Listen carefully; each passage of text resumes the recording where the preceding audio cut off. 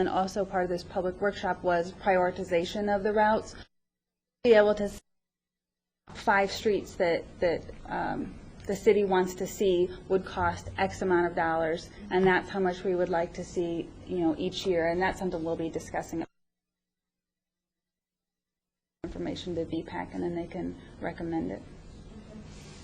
Do you happen to know if TIF funds can be used for bike infrastructure in a TIF environment?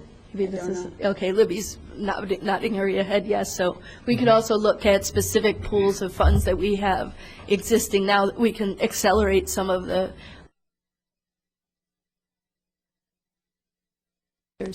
Okay, great. Other comments? I also would like just to say that I think you guys have done an extremely thorough job, and the amount of public input that's been involved in it is very positive. I think it's impressive.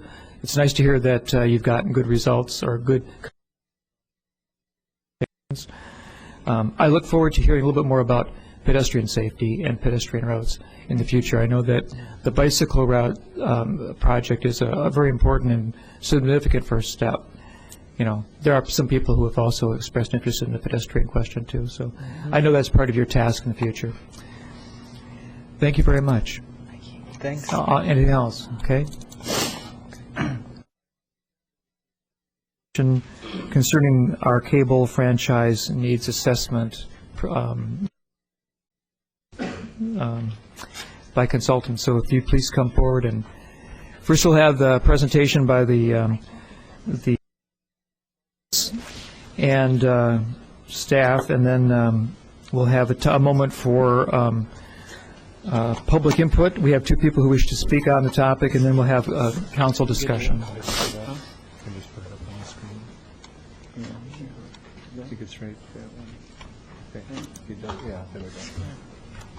Please introduce yourselves to the council.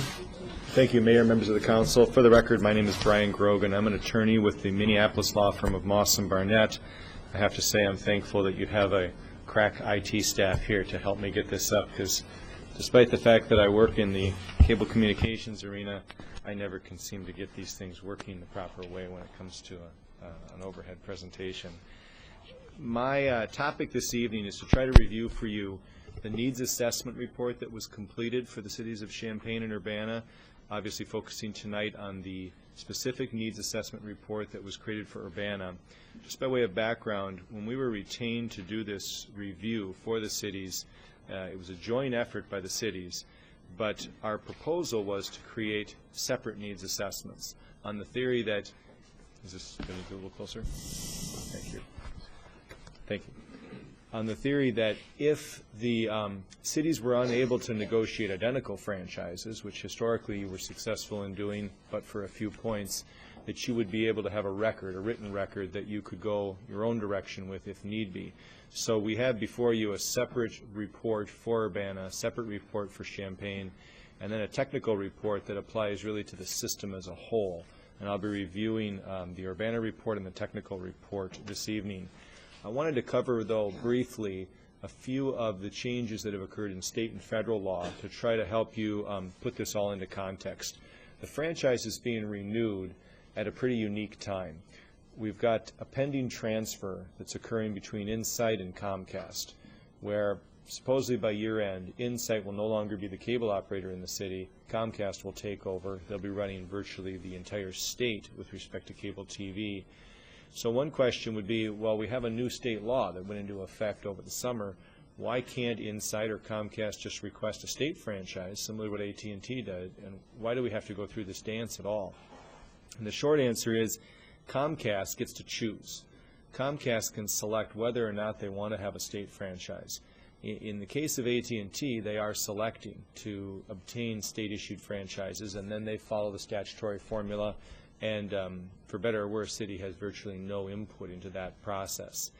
However, Comcast has so far not requested any state-issued franchises. They have continued the path of negotiating separate franchises for the cities that they serve. And as a result, you have to prepare essentially the same way as before that state law was adopted, because the state law doesn't apply unless they trigger it. Now, that we could get to the 11th hour We could be negotiating a franchise, and the operator could at that point elect to take a state franchise. There's nothing we can do about that. The law is structured so that they have that option to choose, to pick and choose when they want to pull that trigger. For Comcast, it's a bigger issue, though, because of the precedent they set in their jurisdictions. But I wanted to make that clear, because that's, I would think, an obvious question that your constituents might ask when they see, AT&T not having to continue to negotiate with the city for a similar type of franchise. So then the question is, what's left to renew if you have this new state law? The only real issue that's off the table in the event Comcast doesn't elect a state franchise is customer service.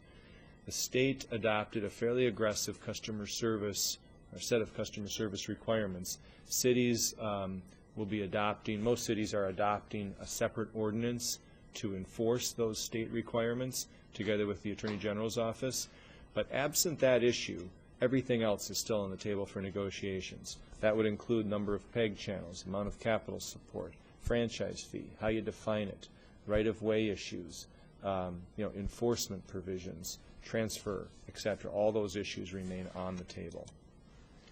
Another thing that's come up over the last year, particularly since we were retained to assist the cities, is the FCC became active in negotiating, well, I should say in regulating franchises. Traditionally, the FCC has said this is an issue between cities and the cable operators, and they've been hands-off. About a year and a half ago, right around the holidays last year, this was shortly after Congress failed to adopt their new federal legislation, which they had proposed to do, the FCC decided to solve it for them, and they adopted an order to try to encourage competitors to come into the marketplace. They basically determined that the cities were acting as an unreasonable barrier to entry, and therefore cities need to be told how to best franchise cable operators. That's all well and good, and that was applicable to AT&T. It became moot once our state passed a state law, but it didn't apply to the incumbent cable operators, to Insight and to Comcast. Just over Halloween, they seem to like to do these things on major holidays, but on Halloween they issued a second order, and the second order applies to all the incumbent cable operators. That's the Insights and Comcasts of the world. They did not apply what we've referred to as a shot clock, meaning you have to process their request for renewal within a quick 90-day time period. The FCC said, we're not going to do that. There's a procedure in place. We're going to let that ride. They also didn't impose build-out requirements in a manner similar to what they did to the competitive operators. But on everything else, they said what's good for the competitive operator is good for the incumbent, so we're going to apply that going forward. And just so you appreciate why we're going through this is because this will all have a play on how you negotiate your franchise. The FCC now has kind of framed in what we can talk about and what we can't. And so as I go through your needs assessment, it's important to have this background. This applies regardless of what Illinois did on their state law.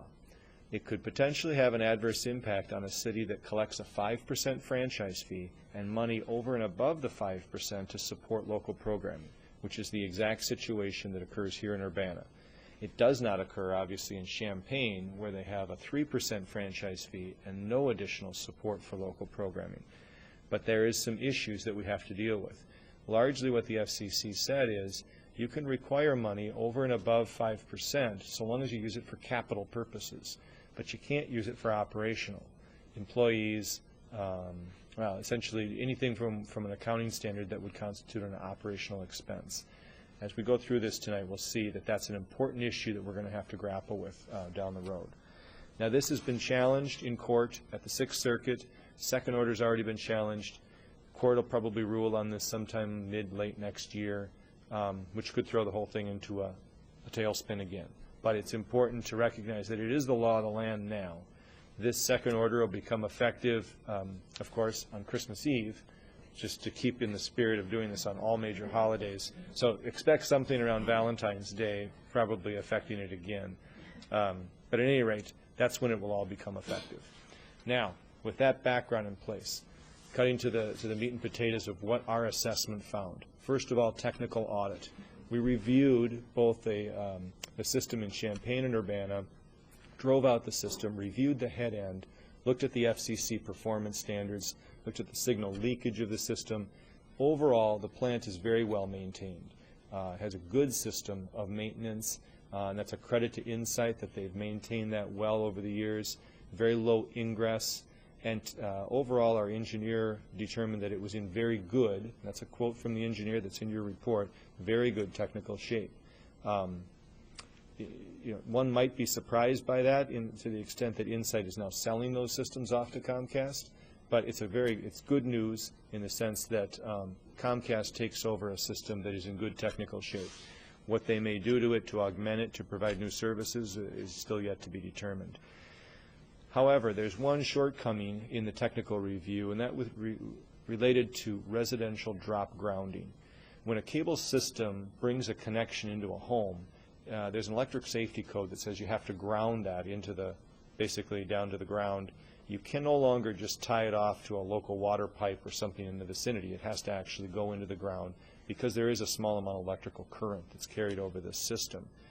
In Urbana, out of 11 locations tested, which is not a huge sample, but they were randomly selected samplings around the city, roughly 30% of them failed. 3 out of 11 did not have proper grounding.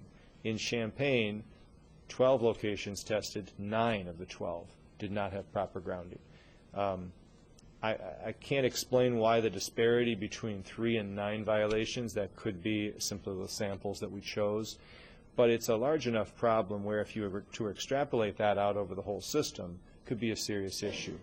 I know in the case of Champaign, they have started to move forward and put Insight on notice, on written notice, that those violations exist and that they're expecting a plan of action for correction of those issues.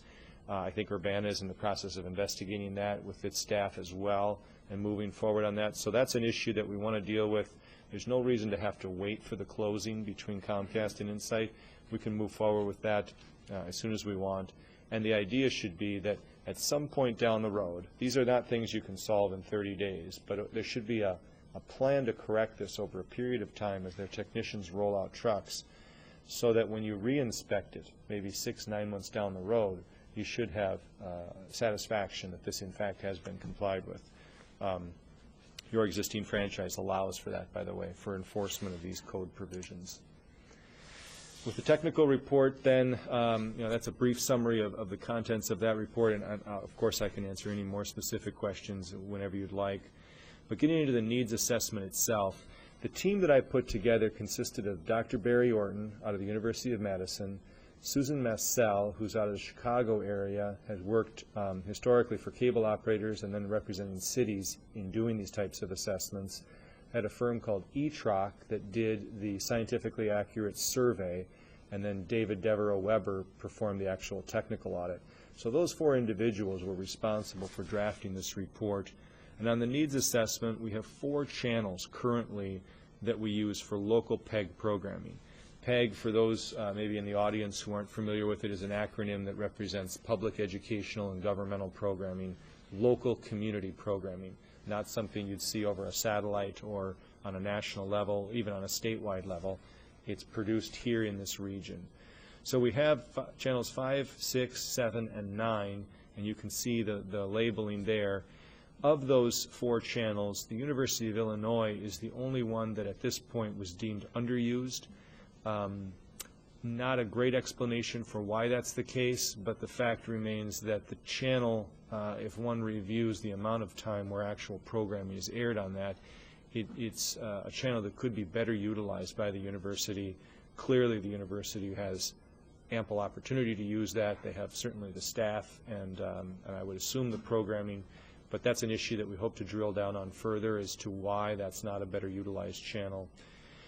Despite that fact, one of the major conclusions of this report was that there is a need for a 5th channel dedicated for the entire region for public access only. Champaign largely uses their channel for government access. Urbana uses their channel for mixed public educational and governmental programming. And you have a fairly robust staff that produces programming of local interest on that. The report suggests a need for a 5th channel that would be dedicated solely for public access and would serve the entire region, Champaign, Urbana, and surrounding communities as well. The question becomes then, how does one program that? Who's in charge of it? How is it funded? All the questions that of course, you have to ask as you determine what the impact would be on the city. The report recommends that for an initial year after the franchise is renewed, that we'd create a steering committee or advisory board that would be joint between Champaign and Urbana for the purpose of determining management of this fifth channel. You would move programming that's currently on the Urbana PEG channel to this fifth channel. Champaign would have the opportunity, of course, to contribute to it and would be encouraged to do so. So would surrounding communities. We would hope to create then a regional studio with either using existing facilities that are available. There's not an anticipation of building a separate studio from scratch, but using an existing space, customizing it, putting in equipment, and dedicating it for local programming. Initially, the management of that, the best scenario would be to have Urbana management continue to operate and manage that studio until that joint board came up with an alternative recommendation, because there has to be an interim transition period, and the only expertise currently in the region right now exists with Urbana's station. In order to fund this, we have two components, obviously, capital and operational. The reports call for equal funding from the cities. There's $200,000, and this is specified in greater detail in your report, but $200,000 for Urbana that would be for capital purchases for UPTV, specifically for UPTV, and then an additional $200,000 that it would contribute towards equipment and ongoing replacement for a joint studio. Now, having the equipment is fine and having the studio is fine, but we need warm bodies to actually operate the cameras and to run the studio. It's anticipated that there would be a need for an additional $300,000 of operational funding per year, ideally, for a joint studio. And again, that's drilled out in greater detail in the reports. That revenue doesn't come from the additional funding over and above the 5%, but would presumably be taken from a 5% franchise fee. In Urbana, historically, there's been some use of the 2% fee that's currently in the franchise for that purpose. We have to review that issue with respect to the new FCC order on franchising to determine the viability of that, and we have to determine where Comcast is on this issue. Comcast, to their credit, is largely supportive of local programming. Anything that distinguishes them from the satellite providers and makes their station more attractive to the community and has people sign up for them instead of the Dish Network, that's something they're interested in. What they're not interested in is using channels that go underused, people don't watch, and then it's lost opportunity for them. So that's the part of the reason for a detailed report is to try to prove up that position, have a survey to back up the city's position, and then have that discussion with the company. Recognize, again, if they went with a state franchise like AT&T in this community, they would be required to match the 5% plus 2% automatically, no discussion. So that would be their only default position. And I can say that in a public session because that's a common understanding of the statute and a common understanding by Comcast when they read that. There were not any new cable casting origination sites other than the joint studio. And by that we mean sites like this that are set up with cameras, equipment, coax or fiber feeds so that you can originate live programming. That can be a very costly item, so that's an important issue that there isn't an additional capital tied to that. Some other issues that the report lays out, we did not spend significant time on customer service in the report because the new state law trumped us on that issue. And while we could have spent significant time, it would not have been a good use of your resources because we can only go as far as the state allows us to go on that. We can only enforce those standards. Free service to school and public buildings. The FCC did make some comments on this, suggesting that it's possible that operators could argue that should be offset from franchise fees, an issue that we'll have to deal with. There has been a recent, hope I'm not getting into too much minutia, but there was a recent brief by the FCC to the Sixth Circuit where they said, despite what we wrote, despite what we said, we didn't mean it, and we think you can still get free service. So that's an issue we'll probably have to cross with the company as we go down the road. Obviously, I'll work with the city attorney, with Ron, on right-of-way issues, making sure that we have your code in sync with your franchise and making sure that Comcast is held to the same standard as other right-of-way users. So where that leaves us with our final slide is, what do we do from here? We have these draft reports. In the end, we certainly hope to negotiate informally with the company and see if we can arrive at mutually acceptable terms for a franchise. But we ultimately need to have direction from the cities to say that this needs assessment is acceptable or is unacceptable. And if this doesn't hit the mark, then we need guidance from the city, whether through council or through direction to staff, that the report doesn't truly address our needs, and we need to modify it in some way. But what I ultimately would like is for when Comcast sits down, or when we have to put in together a paper response to them, we can say, both cities have adopted this set of needs, whatever those might be, and here's the position we're taking forward. And that forms then essentially the baseline for our negotiation position. Otherwise, we risk negotiating something that might not meet the needs that the council wants. And so that's our hope. To the extent these documents are acceptable to both cities, we'll move immediately to incorporate these needs into a new draft franchise, submit it to staff for approval, and then move forward with Comcast. We expect not to do anything, obviously, with Comcast until the transfer closes, which is now just a couple weeks away. And we would only move into a more formal process if we were unsuccessful in renewal negotiations, and that would only be after staff comes back and talks to you first to make sure that that's the proper direction to head. So with that, I'll end, and certainly happy to answer any questions you've got. Are there members of the City Council who have questions for him at this point? Yes, Danielle. I just have, in your presentation, you discussed, let's see, the impact of recent FCC legislation on wiring public facilities and schools, et cetera. Could you, I'd like some more information in terms of what the status of that legislation is, what's the current state that we're in as we go into negotiations, et cetera. Certainly. In the first order, last holiday season, they said something to the effect in the order that free in-kind services provided by a cable operator should be offset against franchise fees. So if you have a community that collects $100,000 in franchise fees, and then the cable operator provides free service to the local high school worth about, let's say, a couple grand a year, the position that the FCC appeared to take was they might still provide the free service, but then they'll just deduct off your $100,000 a couple $1,000 for the free service, for the in-kind service. Cities, obviously, on a national level, reacted to that pretty negatively because a lot of cities receive that for schools and public buildings. In a brief recently, the FCC said, I know that's what we said, I know that's what we seemed to say, but we really didn't mean it that way. And so, in fact, it doesn't affect the provision of in-kind cable services. However, if they were to provide free lights for the local ballpark so the kids could play at night, that's not a cable service. That would be a free in-kind service that they could deduct. We don't have anything like that in our franchise, so I think the impact there would be negligible. My second question, excuse me, is when you talk about establishing, in your proposal, establishing immediately a fifth channel and moving the public access portion of the programming to that channel, are you talking about under the current franchise, or would that be negotiated kind of with Comcast as the beginning of a new franchise?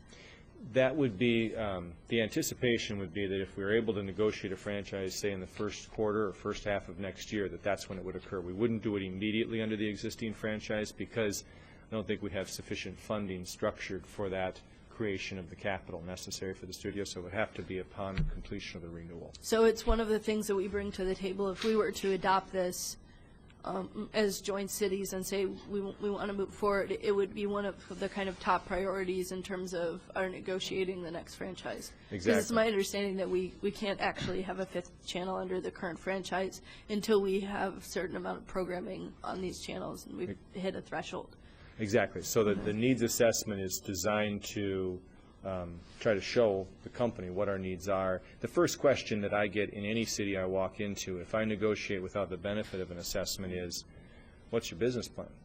You say you want a fifth channel. Do you have any idea what it costs for the capital? Do you have any idea how you're going to program it? What's this, what's that? And that's the reason this report was structured. Of course, we didn't come into it knowing there'd be a need for a fifth channel, but after you go through the data, it does support that as a strong need in the communities. Okay, thank you. Other questions? I have a question. What if the assessment, the needs assessment indicates that there's a channel that's being underused, and that was identified as that which is located at the university. Does that hinder in some manner the perception of the need for a public access channel being added? It's certainly, if you're sitting on the other side of the table, I think there is a position to say, why don't you pull back that channel and use it for the purpose you're describing.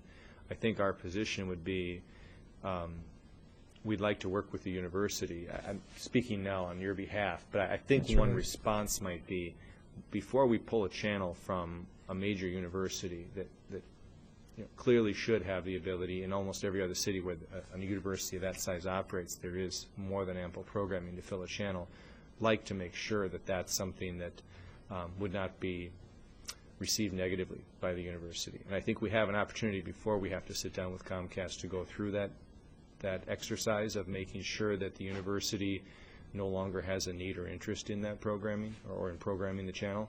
And if that were the case, then it would require a modification of the assessment. I concur with that. Yeah, my feeling is that it's that there might be a disagreement between the university and one of the cities over the ownership of such a channel use. Is there history that indicates why, or does the university particularly have that channel dedicated to it, or is that a public channel that's been allotted to university use based on? The channel exists because of the franchise that the city has granted. Mm-hmm. So, but for the fact that the city has a franchise with Insight, there would be no channels whatsoever. Right. So, at the very best, the university is a third-party beneficiary of that. Mm-hmm.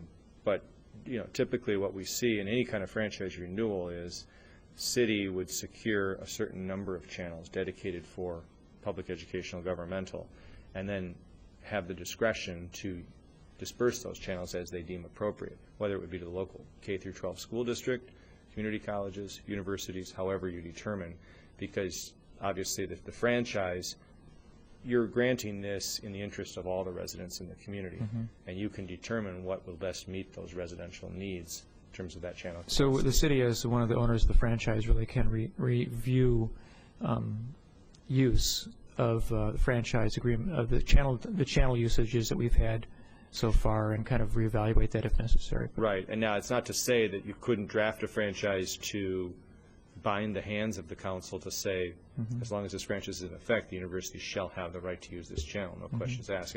Right. We can draft it any way you'd like, but typically, when franchise is in a renewal, we'd try to create maximum discretion for the council, for both this council and for future councils, to make those assessments as the time goes on. Okay. Yes. Danielle, and then the mayor. Just, I wanted to respond to this issue because it's in this report, but it's kind of buried in the report. If you didn't read the whole thing, you might have missed this piece. One of the things that we discovered, I serve on the Cable Commission, one of the things that we discovered as we did this process is that actually looking at the history books, so to speak, the historical documentation, when UI7 was allocated, it's really as a gift. I mean, it was given by the cities to the university with no compensation whatsoever. It was given to the university with the understanding that it would be a public access channel. It was actually designated in the documentation, this is a public access channel, and the public will be able to come in and make use of it and produce programming, original programming, to put on the air. And what happened is that because the channel was allocated, but the university didn't have operational support for it, it didn't really have staffing, management, and operational support to do that. And so what happened is that actually UPTV kind of by default became kind of in a last-minute move by public access supporters in the community. UPTV kind of carved out a spot for public access, and it was very much kind of the stepsister, so to speak, of the governmental and educational components of UPTV, and we see that to this day, that kind of public access is kind of the last in line for the various resources. So I think that's a useful piece of the history that we should think about as we go into this next franchise process. Yes, and Mayor. Did you say that the university channel that's not used is in just the Urbana franchise, or is it in both? No, I'm sorry, it is in both. If I said that, I Okay. misspoke, sorry. Well, I just didn't know. Yes, it is It could be in in both. both. Okay, thank you. Okay, we still have some conversation here, so Robert. In looking over the franchise, the report, and you said our report was unique to Urbana, is it similar, this report, are the similar findings in Champaign as well as Urbana in terms of? Yes, sir. That's, as a matter of fact, the presentation that I gave tonight will be virtually identical for the presentation I'll give tomorrow night in Champaign. The reports are very similar with respect to local programming. Now, how they may be received, I don't know. Obviously, there's a difference between how the cities operate today with respect to local programming, but the reports are very similar in their findings going forward. As you see, as we move forward, how important is collaboration in establishing a good, solid basis for moving forward, like Urbana and Champaign versus going separate? Well, I guess I'll answer that in a couple of different ways. With respect to franchise negotiations, I think you're in a better position if you can continue to negotiate on your common interests as long as possible, because you have greater clout, greater economies of scale when you have two substantial communities working together. And from Comcast's perspective, they want a similar regulatory approach in the entire region, because they operate this as a single system that happens to serve separate jurisdictions. Now, from a PEG access standpoint, it obviously is crucial in terms of being able to fund this and spread the costs over as many users as possible. If you were to do this with just one community and not the benefit of the other, the costs go up incrementally. And, in terms of who actually views it, I don't know how that would play out, whether it would be limited to one city or another. But clearly, the greater region you can spread the costs over, the more economical it becomes for the resident, the less impact it has on their bill. I think the report even goes beyond just Champaign and Urbana and speaks to the outlying communities too, in hopes that there can be a true regional cooperation towards this. Now, that requires not only the communities to collaborate and cooperate, but then we also have to make sure that Comcast shares that same vision of how we're going to try to do this. And again, if the report hasn't hit the mark, despite the fact that we believe that's what the evidence points to, then we look for direction from the elected officials to help us refine that and make sure that we're pursuing the right direction for you. Mayor, did you have a comment or not, or no? Brandon?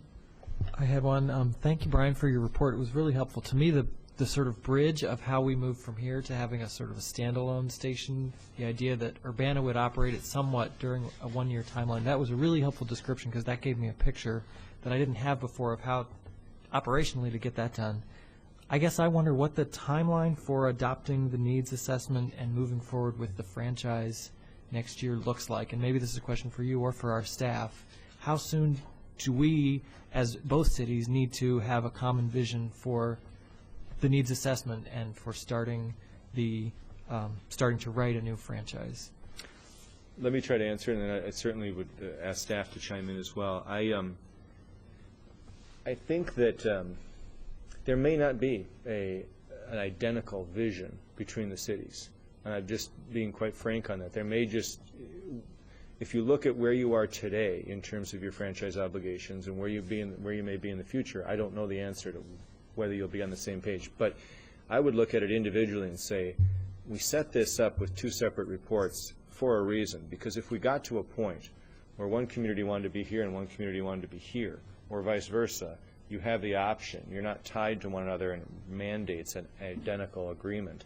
From a timing standpoint, we would like to be in the month of January in a position where we understand what your needs are, we have it articulated in writing, and that we can then use that to go forward with Comcast and negotiate. Now, if it takes longer, obviously I defer to your expertise, and when you're ready to make that decision, that's fine. But as soon as you're ready, then we'll work with staff to get the franchise ready and to start our negotiations with Comcast. So the sooner it's done, the better. If there is a difference between the communities, I would expect the Cable Commission will then have to sit down and help try to parse out how we best move forward with perhaps different visions. I still think you can go 80% of the franchises can be negotiated jointly, and we may deviate on needs assessment issues a little bit. Thank you. Before we do have two people who wish to speak from the public, but before we do that, are there other presentations? Yes, we do have some. Would you like me to step back? I guess so, yes, if you're, Thank you. you'll always be available to call up again if we have questions. Okay, please introduce yourself. I'm Rick Atterbury. I live at 705 West Washington in Champaign, and I chair the Champaign-Urbana Cable Television and Telecommunications Commission, and I'm also a member of the Refranchising Committee. The Refranchising Committee has participated in and been briefed on Brian's work throughout the process, and the Cable Commission has also been closely involved in that, having most recently received a briefing from Brian on November 14th. At that time, the Commission adopted a motion in general support of the needs assessment report you have received, with one proviso, and that's that the funding model included was one of only several possible scenarios for financing the operation of a more fully formed public access operation in the Twin Cities. I think that's just being pragmatic. We know right now that you have a 5% franchise fee and a 2% PEG fee. City of Champaign has a 3% franchise fee and no PEG fee. We don't want to be wed to bridging that gap all at once if it's going to be unpalatable to somebody. So we're really just being pragmatic there. As you know, the Commission also previously had adopted the report of our own Public Access Committee, which came to the same conclusion, that there is support for a dedicated public access channel in Champaign-Urbana. You received a copy of that report earlier this year. I think it's important that the questions of whether to bargain for a fifth channel and how to pay for it are two separate but closely related issues. As I said, you've always included the maximum franchise fee and PEG support fee, and in my own mind, at this point, working to acquire the additional channel during the franchise negotiations is a no-brainer. We only have this opportunity to bargain for that asset every 10 or 15 years, depending on what the length of the franchise might be. And that fifth channel would put us on a par with or ahead of cable systems in comparable communities around the country. And creating a channel which would allow a true public access operation is also something of a matter of fairness to the city of Urbana, because you've chosen to operate your PEG channel, UPTV, as a part government, part access channel, as you well know. I would ask the council members to look at the recommendations in the report with an open mind toward maximizing the benefit to the city and its residents derived from your role as the steward of the public right-of-way. This franchisee, as is the case with electric, gas, and telephone companies, would not be able to operate at all without access to the right-of-way. And that access needs to be treated as the valuable asset that it is. That's the whole basis of franchising. You have something they need, and they need it desperately, or they can't operate. Building on Urbana's demonstrated commitment to public access, I encourage you to carefully consider the funding and operational models for a fifth channel, which Brian has described in the needs assessment report. Communities around the country have used some variation of these ideas as the basis for their own community public access channels. In addition, contracts, grants, private fundraising, and user fees are just a few of the additional income sources which could be, and often are, used to provide additional funding for public access. Now, I understand that the operation of a true public access channel can be outside of the comfort zone for some, and Urbana has had its challenges this fall. There is a risk inherent in providing a forum for unfettered free speech, and from time to time viewers may be offended. But at the same time, those same viewers have the opportunity to create their own programming on the access channel. The current channel provides programming from many different entities and viewpoints, and that's the beauty of the thing. The Farm Bureau has a show, several churches in the community have the show, and yes, some people out on the fringe have shows. Depending on the technical solution to placement of the fifth channel, which would be subject to negotiation, is where that appears. It may very well be in the digital tier where parental lockout is part of that standard receiver, so you can kind of meet an objection there. The refranchising report points out that the school districts have been underrepresented in programming. They each have budgetary and other constraints, that schools are often, around the country, frequent contributors to public access channels, And certainly in this community, we ought to be able to make that happen. We're creative. Likewise, the wonderful resource of the Urbana Free Library gives us a terrific opportunity to broadcast some of the presentations which are offered there. And I know they're upgrading cable to the library right now. And yeah, you could accommodate the schools and the library on the existing UPTV channel, but there'd be a trade-off in fewer hours available for city business that you currently broadcast. You have a very, very good government and access channel, and you've chosen to make really excellent use of that resource, given that you had to step in, as was described earlier by Councilmember Chenoweth, and fill that public access role. A fifth channel would allow you to continue on your existing path while opening up opportunities for others. So in conclusion, on behalf of the Champaign-Urbana Cable Television and Telecommunications Commission, I ask you to include the acquisition of a fifth channel as one of the goals for the new franchise. And I would also ask you to carefully consider the funding possibilities outlined in the needs assessment. As always, on behalf of the Commission, I thank you for your commitment to the Cable Commission. And just as a quick aside, I'll note here briefly that we will be presenting a study session early in the year to help the public understand another issue, because both cities asked us to expand our role a couple of years ago. And the one I'm talking about here is to help the public understand the conversion from analog to digital broadcasting. Do you really have to throw your TVs away in 14 months? No, but we'll talk about that. And finally, no, we cannot force the operator to reach agreement with the powers that be at the Big Ten Network. That's the most frequently asked question. We have this monumental project before us for refranchising, but people still want to know about the Big Ten Network. Thank you. Do council members have questions for Mr. Attenbury? Thank you very much for that. All right.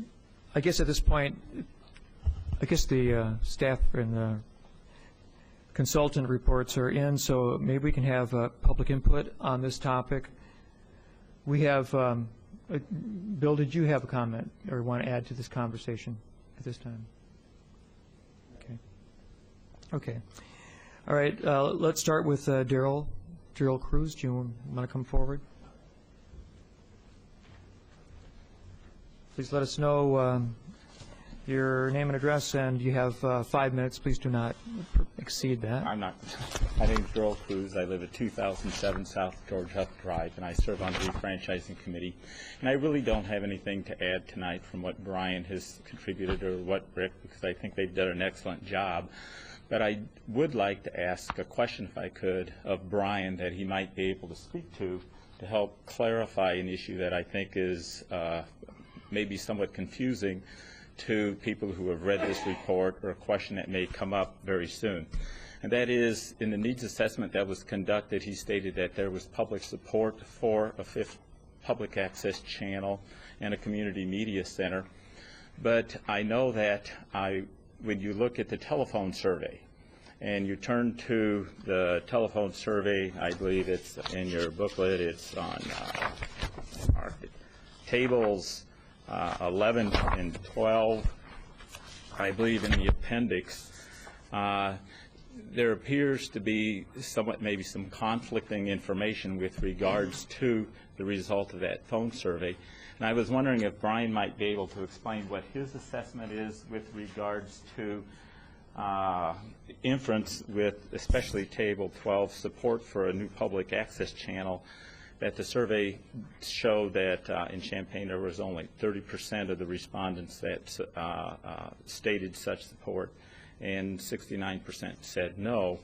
From your experience from conducting phone surveys, what implications does that have, or what does that mean in the context of the broader needs assessment efforts that were done via community input, the public meetings, and so on? Is this significant, or how do you interpret this in light of community support for a fifth channel public access? If you could maybe speak to that. Okay, yes, if you'd like to come back, that'd be very interesting to us to hear. Thank you, Mayor, members of the council. Again, Brian Grogan for the record. when you look at a survey, particularly on cable television, one thing to remember is we're operating in a world now with 200-plus channels of programming options. And while a significant portion may be interested in the Big Ten network, there's a significant portion that is not interested in the Big Ten network, or the Comedy Channel, or the Cartoon Network. In fact, most of these, if you carry a 5% share on any given evening, you're one of the leading networks in the country in terms of viewership. Cartoon Network, for example, is the most popular watched programming channel, higher than ESPN, higher than any of them, if you average it out. And it's not kids watching it, it's adults watching it. It's the good demographic that the advertisers are looking for. But the point being that when you have a 30% sample out of the community that says there's interest in it, that's a strong number. Coupled with the other information in the report, we don't look at that as a negative, but rather, if you were to line that up and ask similar questions about how many people are interested in the Discovery Channel, the History Channel, CNN, Fox News, you would get niches on each one of those. And whether you would get 30% on any one is questionable. Even the ESPNs of the world certainly don't get that in viewership numbers, anything close to that. So, I think that's the context that you want to look at that survey information in, particularly when somebody talks about adding another channel. If 30% of the people really want to watch that channel, that would put it as the #1 watched program of the entire dial. Yes, Lynn. But of course, you have to keep in mind that people say they're interested versus who would view it. Could Absolutely. be two different things. Absolutely, and it's surveys are by no means ironclad, and frankly, we could interpret it. You can interpret a survey almost any way you want in terms of making it reach the end result. So I don't disagree with you. Fortunately, what we've done is give you the actual raw data from the survey, so you can look at the way the question was phrased, you can look at the answer, and quite honestly, you know this community a lot better than myself or the professionals that I hired, and you may have a better feel for what that truly means. I can tell you our surveyor was favorably impressed by that, given the surveys that they've done nationally, but that may mean something different here in Urbana, which is why we have you to help us. Mayor. Did the surveyor just survey public access channels, or do you measure other things like ESPN or the Big Ten network? Occasionally we do when, in a survey like this, you lose people if you go much beyond 15 minutes. People just hang up the phone on a survey that goes much beyond that. So you try to get in the questions that are going to be most important and most helpful for the franchising process. Where we've had the opportunity to have a little bit longer survey and zero in strictly on programming, then we do run a comparison and we run a sampling of people's viewership habits to those other channels versus PEG programming. It does us no good to find out whether people like the USA Network, because we don't, as a government, we don't have the ability to tell the company whether to show it or not. We would only ask it for just as you described, to compare it to the PEG access. We didn't do it in this case for financial reasons, survey length, and because we had a number of other issues we were trying to address in that survey at the same time. Yes, Mayor. Right, but do you do it in other surveys? And so is that why your consultant felt that this was a pretty high number? Correct, yes. Okay, all right, thank you. In commenting against or to that, I'm always amazed how many people tell me that they've watched the proceedings of the city council meeting, and they'll have some. It is an incredible number of people, I think, in this community. I don't know about other communities, but people in this community seem to be totally fascinated by government operation beyond anything I would have expected. And just one other follow-up to that is, in communities where you have poor production quality or poor sound because of the type of equipment you're using, the type of microphones you're using, people are used to a certain quality of programming. So one thing the report tries to assess as well is what kind of programming are you going to have to produce coming out of this chamber to compete with 50 high-definition signals that people are going to be viewing elsewhere. You may not like the fact that you would be shown in high-definition television, but that might be what people demand at a certain point in terms of what they're viewing on their TVs at home. Thank you. Okay, thank you. All right. The other person who asked to have public input tonight is Barbara Gladney.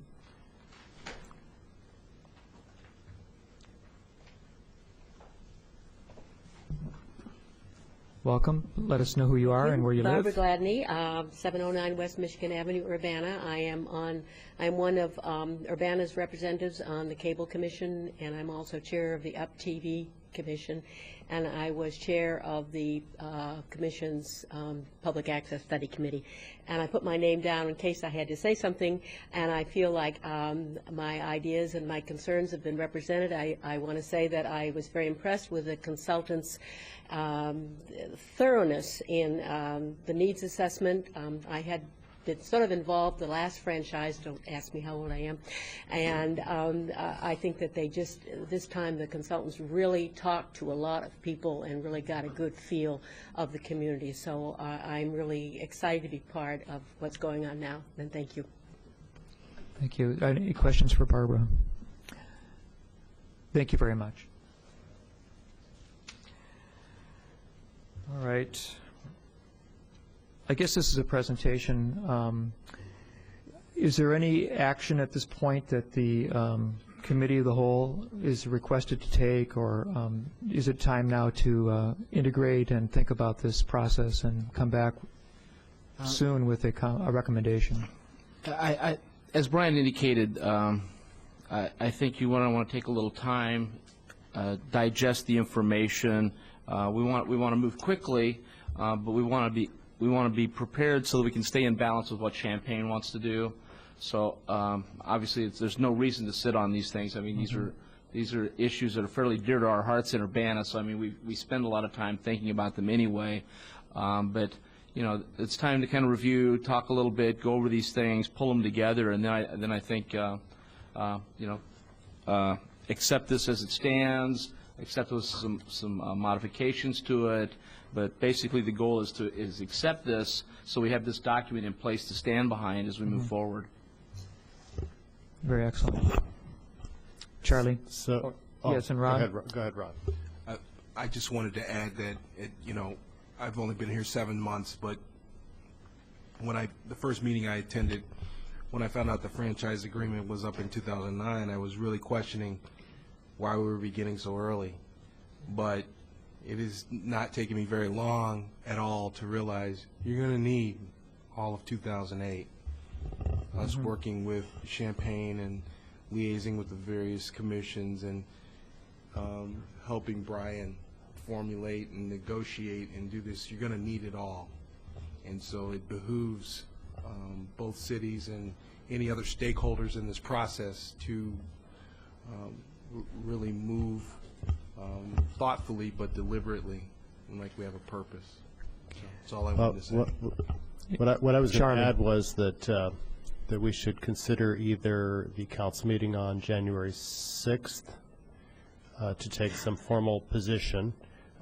We could send it there with no recommendation right now, but to get some final input that night and go with some decision, or we could send it to committee on the 13th, I believe. Which date would be the committee meeting, the next committee meeting? December 19th? No. December 19th is council. Yeah. So. Okay. Danielle, you have a comment? I just wanted to say that the Cable and Telecommunications Commission has a study session on January 9th, and then our actual session January 16th. So actually both of those dates in terms of taking action would probably work with giving input back to the Cable Commission. Okay. I also think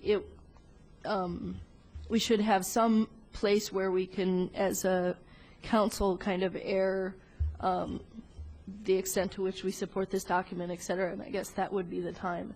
It's a pretty substantial document, so people should take the time to read through it. It's something to do over the holidays.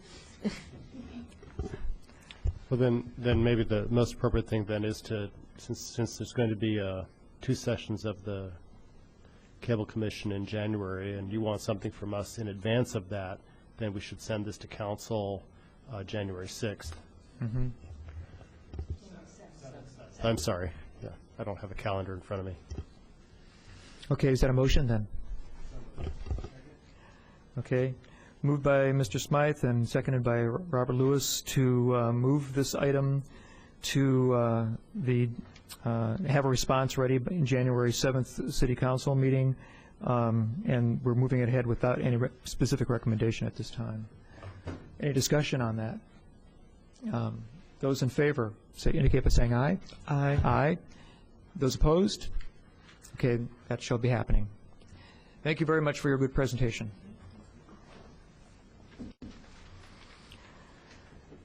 All right. Now, we go to an update of Lakeside Terrace redevelopment. Community Development, Libby Tyler. Looks like she's moving in to speak to us.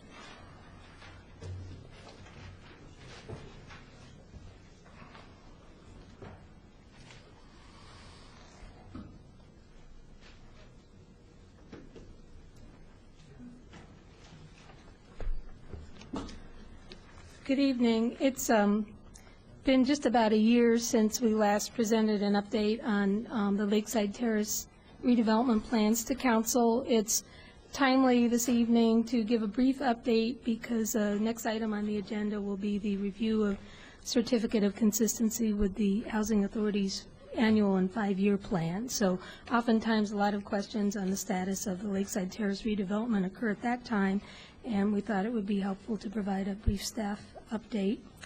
I've handed out another version of the staff report with some corrections, got some clarification from the developer after the packets went out, as well as a brief executive summary that was included in the recent submittal to the state for funding.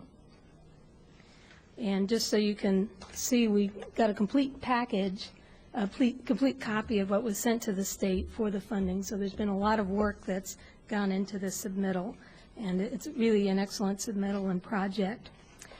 First, on the project description, you'll recall that we're looking at a redevelopment with 70 mixed-income dwelling units on the site. I had looked earlier at a larger, somewhat larger project, but this would provide for additional green space and was modified in response to earlier comments by the Illinois Housing Development Authority. The unit mix has been modified just slightly. We're back to 10% at market rate, which was the initial proposal, but the very low income remain at a minimum of 18 or 25% and possibly more, but at least that 25%. And that's important because that's a condition of the previous agreements that we entered into with the Housing Authority and also complies with our redevelopment plan that was adopted back in 2004. You'll also recall that a project of this scale with the affordability does require quite a mix of funding sources. The city's been an important portion of that, using our home and CDBG funds. But in addition, there's private funding, there's bond cap funds, there's a mix of other funding sources that are talked about in detail in the redevelopment plan. But a very important source of funding are the low-income housing tax credits from the from IDA, or the Development Authority. And unfortunately, this funding source, very powerful, very important for the project, but also very competitive statewide. And it's not unusual to have to submit a number of times before achieving that funding. So this current submittal was submitted for the December round. There's another round in April. This is actually the 4th submittal for this project. And this is a much improved, powerful submittal for a number of reasons. We've been working, City and Housing Authority have been working hard with Brinshaw and Homestead to improve the competitiveness of the proposal. And some of the things that have been incorporated this time that we believe will lead to a successful application would be actual designation of units for supportive housing. So these would be for people with low income as well as other supportive housing needs. And that's something that we've supported in the past in Urbana. Secondly, previously the project had included a number of green architecture elements. So those have continued to be developed and are now being rewarded with points by IDA.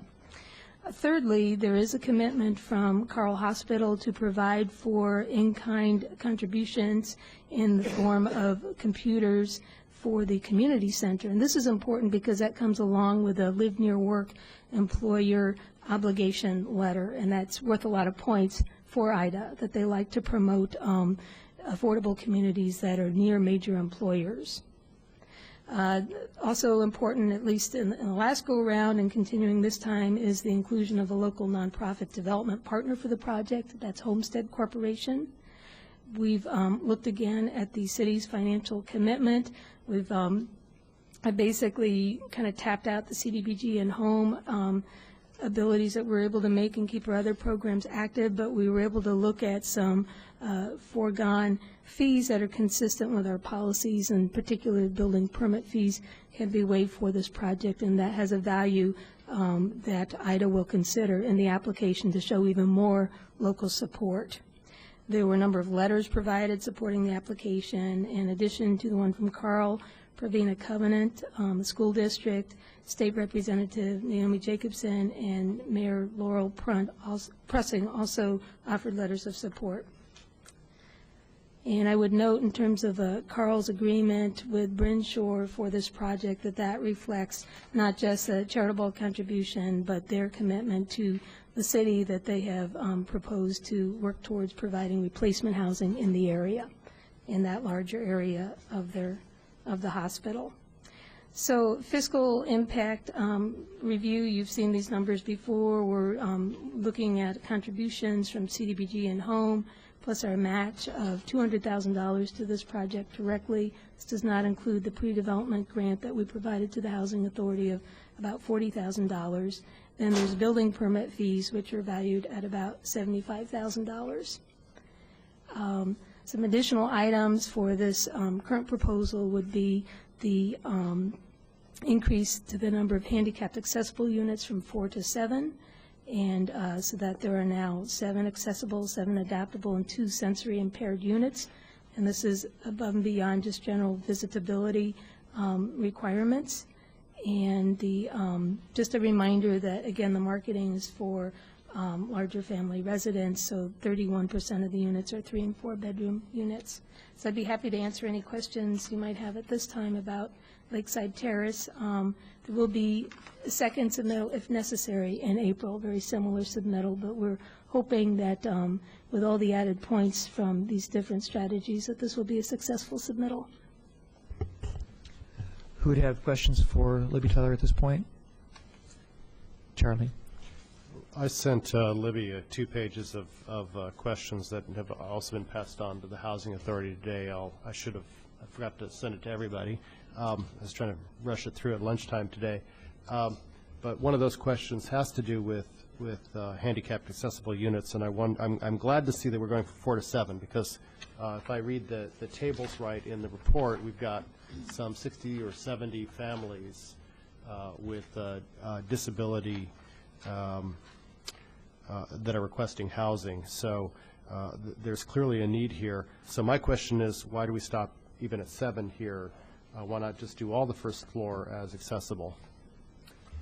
Well, I guess I can answer for the developer, or begin to, because this question's been asked before, and I know that they would respond that they like to have a market flexibility here, because many times units are developed as fully accessible, but then those units are occupied by individuals who don't wish to have all the accessibility. So the adaptability is important, and they've done market analysis to show that this would match a demand, but I would look to Mr. Bland to provide further response, or we can get further response from Bryn Shore on that.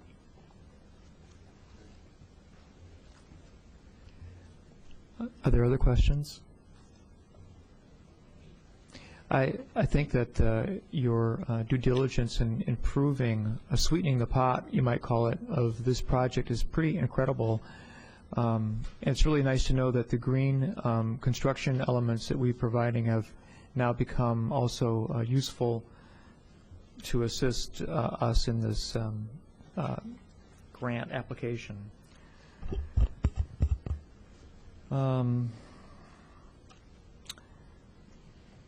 Is there any other, okay, well, Charlie, Yeah, why don't well, you go ahead? Does the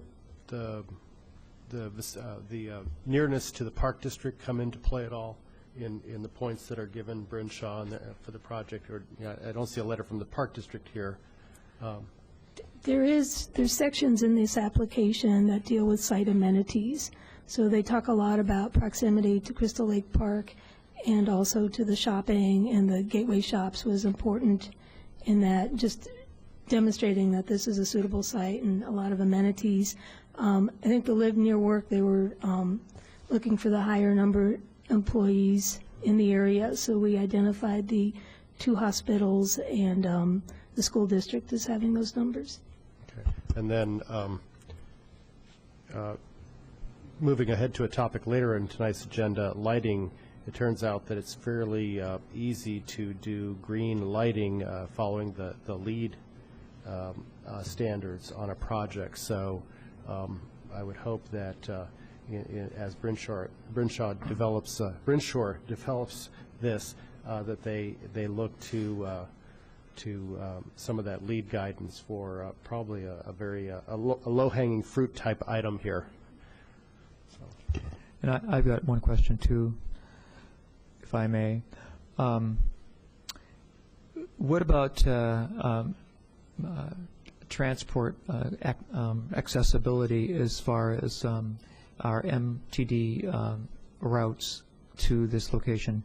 Do you think it's possible that the MTD route, I know there's one that goes up and down Broadway, do you think it's possible that there might be a would the MTD route possibly go through this neighborhood to make it more convenient for people to catch the bus rather than walk basically through the entire block to get to the Broadway location? Would there be a pickup spot near the turnaround, or is that too narrow a spot for a bus to negotiate? I guess I'm kind of curious about, is that as an amenity, can it be included in some manner? I think that transit access was another amenity for the project, and I know there's transit lines on Cunningham. We can certainly ask the MTD. We tend to like to stay on the larger streets because of safety considerations on smaller streets, and just avoid the need to turn around or anything of that nature. But this is definitely very walkable, not just to downtown and Carl and to the park, but to Cunningham Avenue and the commercial uses along there, and to the bus stops, both on Cunningham and on Broadway. All right. And University, for that matter. Okay. That's a good question. I thought I'd ask about it. Other comments or questions for Libby Tyler on this? I guess there's no particular action that committee needs to make on this. We're just getting an advisory, right? Well, thank you very much. Appreciate it so much. Moving on to the 7th item on the agenda, a resolution number 2007-12-029R, a resolution authorizing the mayor to execute a certificate of consistency for the Housing Authority of Champaign County 5-year plan from 2005 to 2009 and the annual plan for the fiscal year of 2008.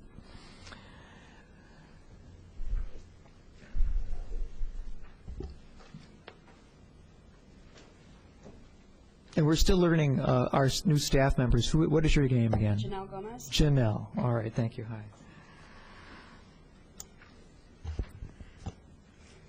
Okay. In front of you is the resolution authorizing the mayor to execute a certificate of consistency for the Housing Authority of Champaign County's 5-year plan, fiscal year 2005 to 2009, and their annual plan, fiscal year 2008. The Housing Authority of Champaign County request this certification annually to ensure consistency with the city's con plan and goals. The 2008 plan includes language that the council requested regarding Lakeside Terrace, specifically the developer and the upcoming tax credit applications, which is detailed in the first memo regarding this issue. Further, staff has provided an updated memo that talks about a specific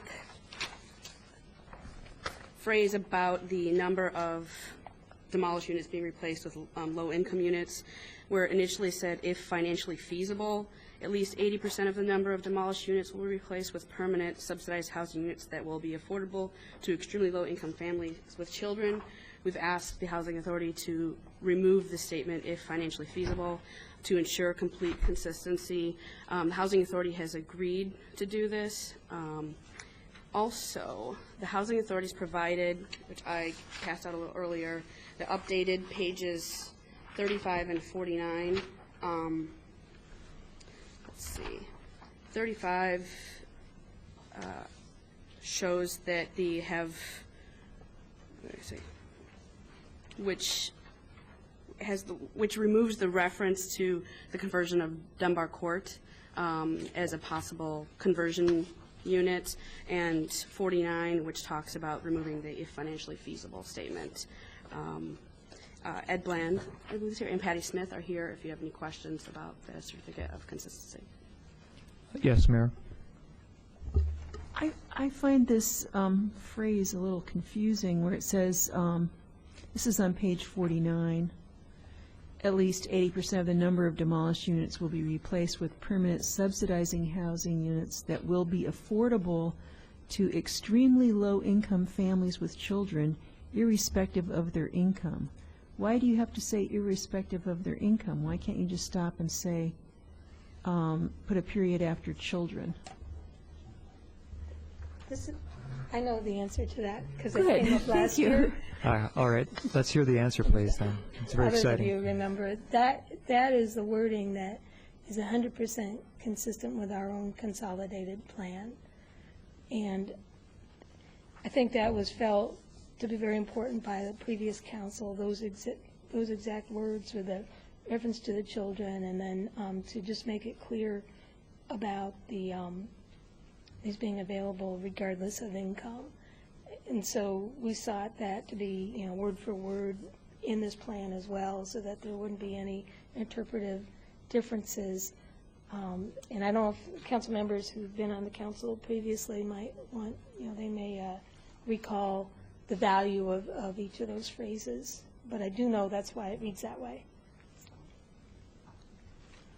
All right. They still have to be low income though, right? Yeah. So why does it say It's- irrespective of their income? Let me answer that. Yes, Danielle. If my memory serves me, the thought was, yes, it's, I believe, 30% of the AMI area median income and less would be considered extremely low-income families. And so the thought was that we wouldn't stipulate that you had to be a working family. It might be a currently homeless family who would have access, that it would basically be it would not be based on their ability to pay at that point. It'd be irrespective of income. So we're really speaking about the entire spectrum of 30% all the way down to 0% in terms of income. Okay. Good comment. Are there any other questions concerning the resolution and the certificate of consistency at this time? Okay, I'd support a motion. Or are you ready? No, I've got. Oh, you have shopping list? I've got 2 pages of questions I've submitted. Okay. I don't know whether the Housing Authority wants to answer those tonight or submit them in writing next week, or a mix of both. Mhm. I'll leave it up to Mr. Bland and his staff. But I can start down the list of reading them, and so a couple of them are pretty straightforward. And Libby's answered them partly. This is a draft plan. We don't have the final version, as I understand it. But one of the questions I was asking is, were any comments received from the public on the 5-year plan and annual goals? To answer that particular one, it was a draft handed out, and once we got the comments back, which were due back December 7th, we would incorporate those into the plan. On the plan that was emailed to Libby today, we did include the comment we got back from our resident advisory board. But in the one that you read initially, it was to solicit comments back by a certain date. So you've only gotten one comment so far? Along with what we got from Urbana, yes. Okay. My second question was, why does the mission statement of the local housing authority differ so much from the boilerplate mission statement on the federal form. The federal form is much more elaborate, I think, and has, to me, a larger impact than the simpler version that you have in this plan. And I should be able to give you the page. And Charlie, is your mic on? Yes. Thank you. It's page 1 of the 5-year plan. Yeah, there's the boilerplate one, which is 2 sentences, and then there's the PHA mission statement, which is much simpler. Well, because what HUD does is give every housing authority nationally the flexibility to create their own mission statement based on the needs of their community. So each housing authority create their own mission plan. HUD come out with what they consider one, but you don't have to go with that. When they give a housing authority flexibility, because they feel the housing authority know their community better than they know it from Washington, D.C., so they give them that flexibility to create the mission plan. Okay, well, I guess I disagree with the mission statement then. I find it very weak. In the last year, how many households have had to move before their leases ended because of housing conditions? Now, is that for public housing or Section 8? Either one. Public housing, none. Section 8, none.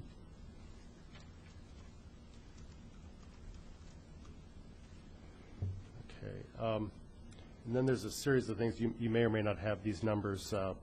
I'm sort of trying to figure out how many families locally have vouchers and how many of those vouchers are being paid by the Housing Authority of Champaign County. So how many households are currently using Section 8 vouchers in Champaign County?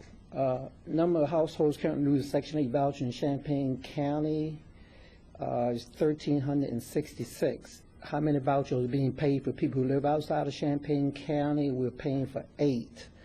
How many households receive payments? How many voucher reported in that other households are paying Champaign is 9. Okay, and then a couple of, these were ones we were asking last year and the year before. Is there are 500 households on the waiting list for Section 8 assistance vouchers? When will the list be open again? That 500 is coming from the list that was opened in the spring of 2007. And the purpose of having a wait list is HUD require every housing authority to have at least 1 year waiting list, with the understanding that because you have a waiting list, that doesn't mean those families will receive immediate vouchers. It's just to have a wait list available so that in the future when vouchers become available, we will have a list to draw from. Okay. So it was open for? It was open for roughly, I believe, almost a month. We publicized it in the local newspaper, which we're required to do by federal regulation. We did a lottery system. We opened up the list. We took in over 4,000 applications. We're doing a lottery system because, once again, you do not want to have a wait list that become unmanageable. If we had 4,000 on the wait list, we would have had roughly a 20-year wait list. At any given time, the Housing Authority of Champaign County would only receive roughly about 100 vouchers a year if we were getting them every year. Okay, so you had a lottery, you had 4,000 applications, you pulled 500 out of that, and that makes up your current waiting list? That would make up our current waiting Okay, list. good, okay. And so you're expecting about 100 vouchers then. So what happens to the 400 that are left on the waiting list? Do they have to? They will wait until we get additional vouchers. Okay, so the waiting list now, the 500 is good for, you'll keep it for? Probably that wait list, depending on vouchers, that wait list is probably good for at least until 2010 or later. Okay, and then the public housing waiting list is sitting at 188. Correct. When can we expect to see some changes in those numbers? And I guess the same sort of thing, when was that last open? And that was open in the spring of 2007. That breakdown is 71 elderly, 61 for 2-bedroom, 39 for 3-bedroom, 13 for 4-bedroom, 3 for 5-bedroom.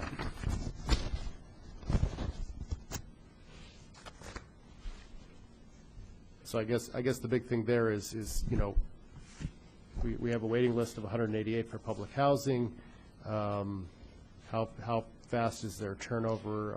How quickly can we meet some of this some of this need? The only time the Housing Authority of Champaign County have a vacant unit is when an existing family move out, and then we get that unit ready for the next person that's on the wait list, depending on the bedroom. Okay, and so do you have an average number per year that you have turnover? Roughly, when we do our breakdown, we turn over close to 22% of our vacant units 22% of our units are turned over a year in the various bedroom sizes, but roughly it's about 22% of our total inventory.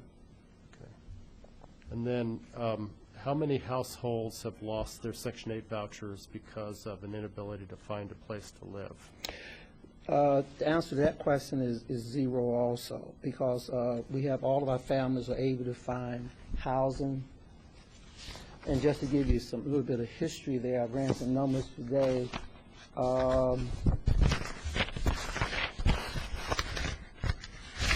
Presently, we have a total of, these are just landlords waiting for voucher holders. We have 110 landlords presently looking for a voucher holder. That breakdown would be 32 landlords in Urbana, 66 in Champaign, 11 in Rantoul, and 1 in Fisher. Okay. I can't type as fast as you're talking. I'm sorry. No, it's fine. I was just going to say, if later we can get some of these numbers from you, I'd appreciate it. Okay, and then you list some goals on page 132. We're about halfway through the 5-year plan, and yeah, I guess I'm really frustrated that we've made no real progress on Brinshaw. It galls me that we're required to tear a place down and not have an immediate ability to go in and rebuild it. I mean, that's the thing that really ticks me off about this whole process. You know, we have people in houses, we have demand, but we can't get the funding to rebuild. And so I find that very frustrating. So I'll apologize for that, but that's where some of my questions come from. And Libby's answered parts of this, so I'm going to try to speed through here. For example, okay, so you've given me some numbers on the landlords.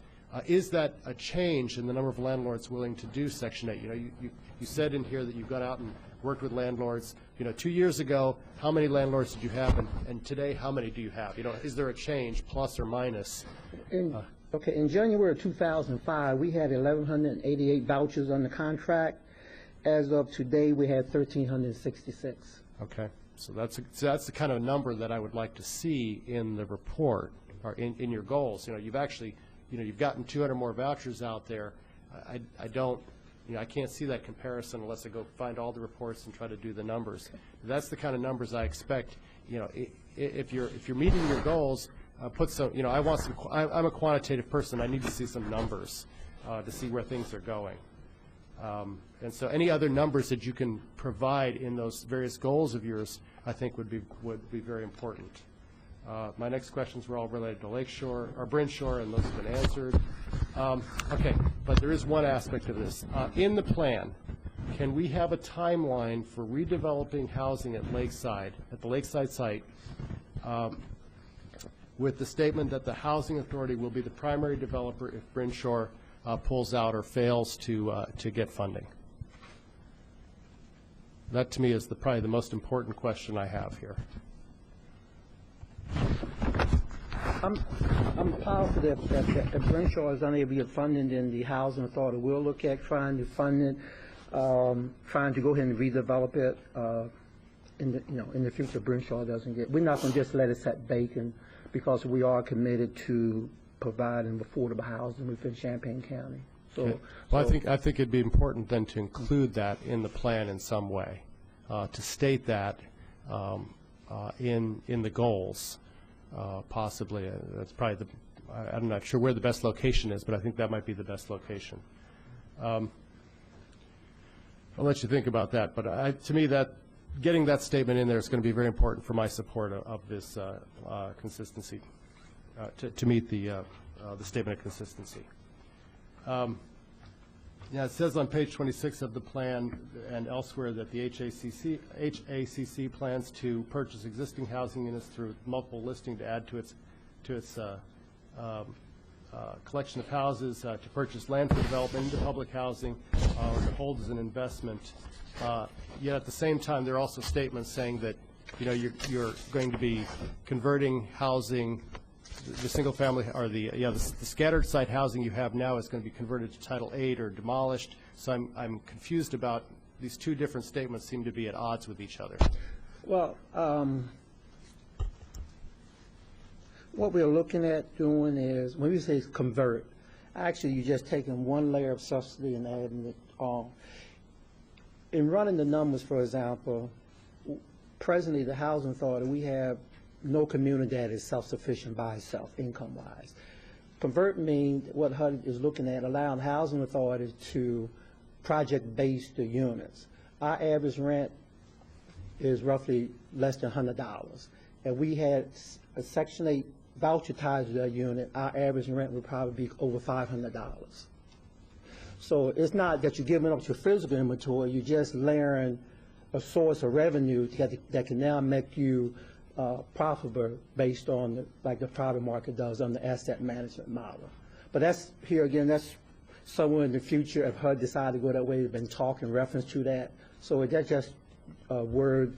And the reason why that's in there is because, let's say next year if HUD decide to allow that to happen, if it's not in your 5-year plan, then you can't participate.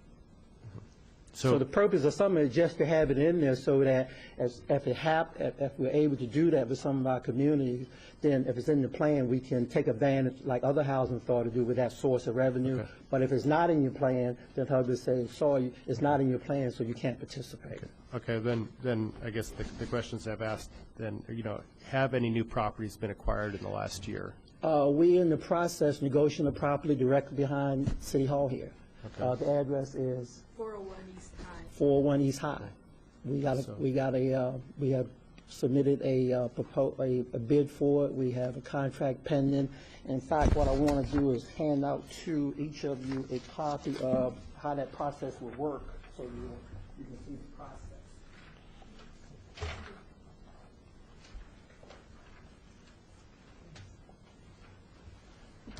Yeah, lots of paperwork. And what I would do is ask Patty to talk a little bit about that process. Oh, well. Yeah, and Kathy, would you introduce yourself then? Patty. See, I got your name Well, wrong. I'm Patty Smith. I'm the Department Manager for Maintenance and Engineering at the Housing Authority. Essentially, all of these items are what go into what they call a full acquisition proposal. It's a book about the size of what Libby showed you.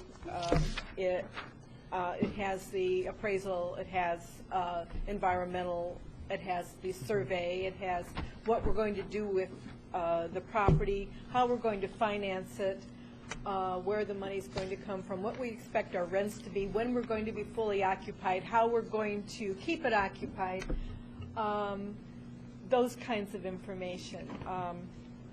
And HUD has 60 days to review once we get everything submitted to them, and that plan is to have it to them by a week from today. They have 60 days, and we sit and wait for them to make their decision. Okay. So one property this year basically is which? So far, we spent a year last year trying to get one, and they turned us down. Okay.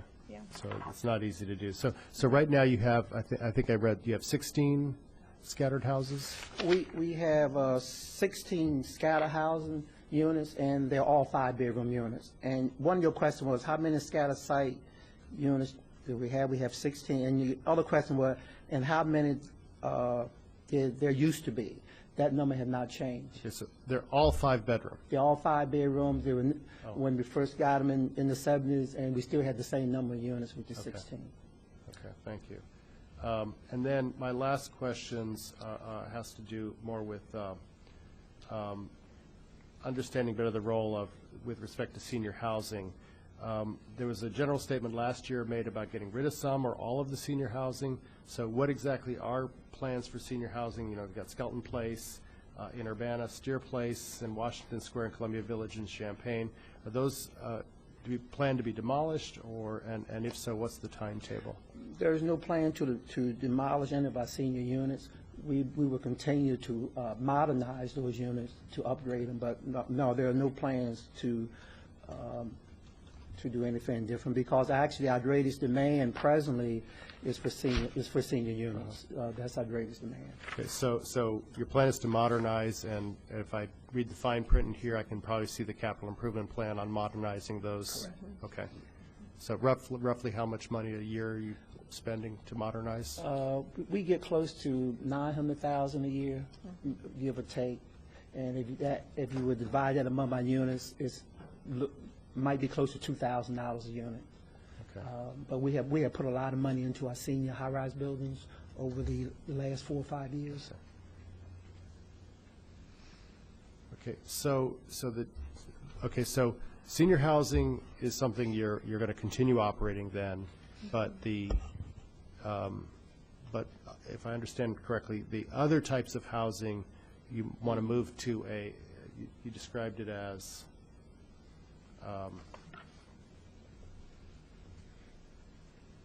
asset-based, is that the right word?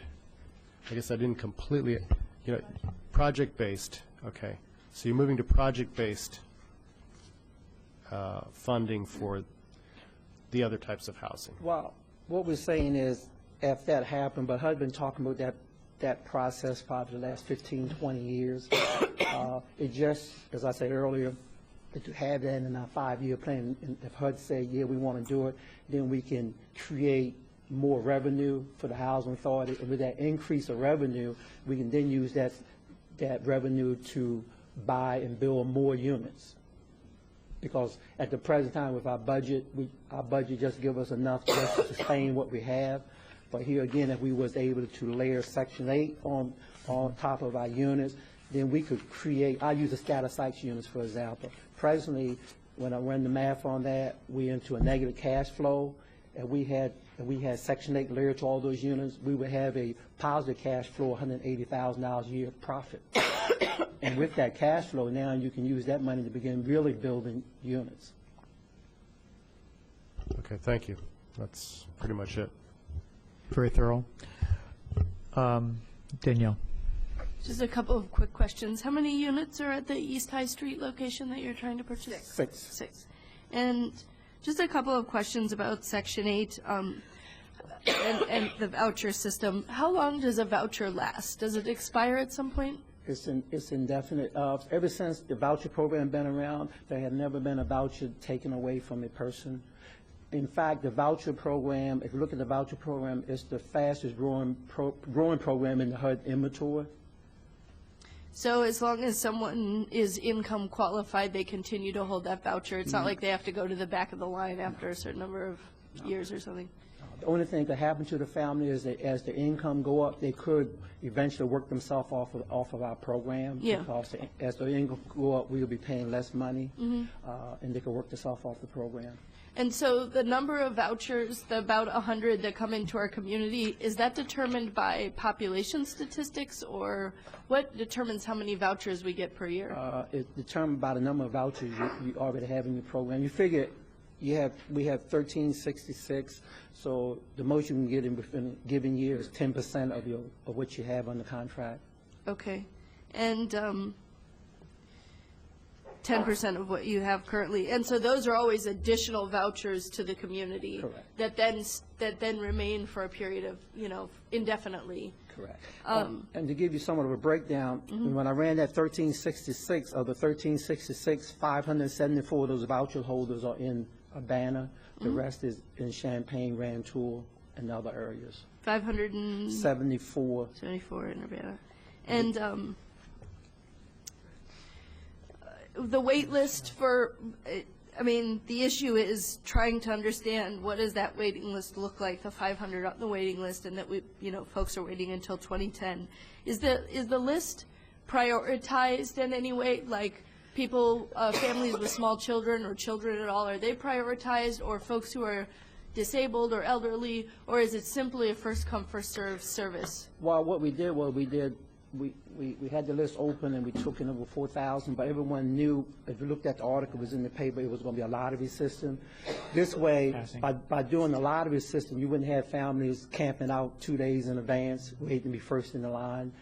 And because if you had that, then you would exclude working families from participating in the process. And by doing it this way, it was fair and equitable to everyone. And once we do the criminal background check, although we took in 4,000, but you would lose some of those because the criminal background check will eliminate some. Some may not be eligible for various other reasons. And then when you put the remaining into the computer, for the computer to draw, then you're actually drawing families who are going to qualify from day one. And so of that 4,000, how many ended up qualifying? Well, we're only going to have 500 that will go on our active wait list. And the rest would be receiving a letter letting them know they was not picked and they can reapply when the list open. But it's not because they don't qualify, it's because you set that number at 500. Yes, and the purpose of that was because looking at the number of vouchers we get per year. So let's say we're able to get 100 per year. With that 500, in reality, we would at least have enough families for at least 3 years, maybe 4 years. Okay. And because one thing you must remember, our families are very creative. Not only will they be making an application with the Champaign Housing Authority for a voucher, but if there are any other housing authorities within a 100-mile radius or anywhere in the United States, so they could be on multiple lists at the same time. Okay.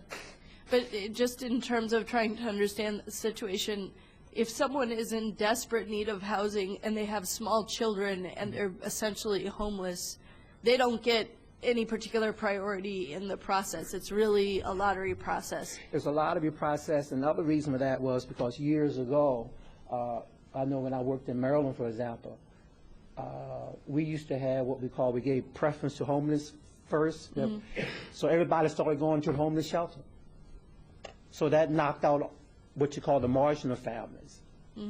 So then we realized that they'd be able to work the system better than we understood the system. So we wanted to be fair to everybody. Because you also must remember, you have working families whose needs are just as great as someone else.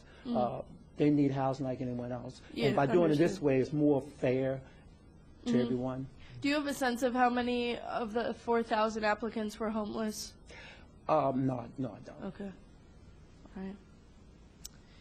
Okay, and I guess if we were in any other country in the industrialized world, we just wouldn't do housing this way. And I know it's not totally up to us. It's up to the federal government and the funds that they provide us. But it's just kind of ridiculous that we have 6,000 people locally who need housing, and only 1,300 of them needs are met. So.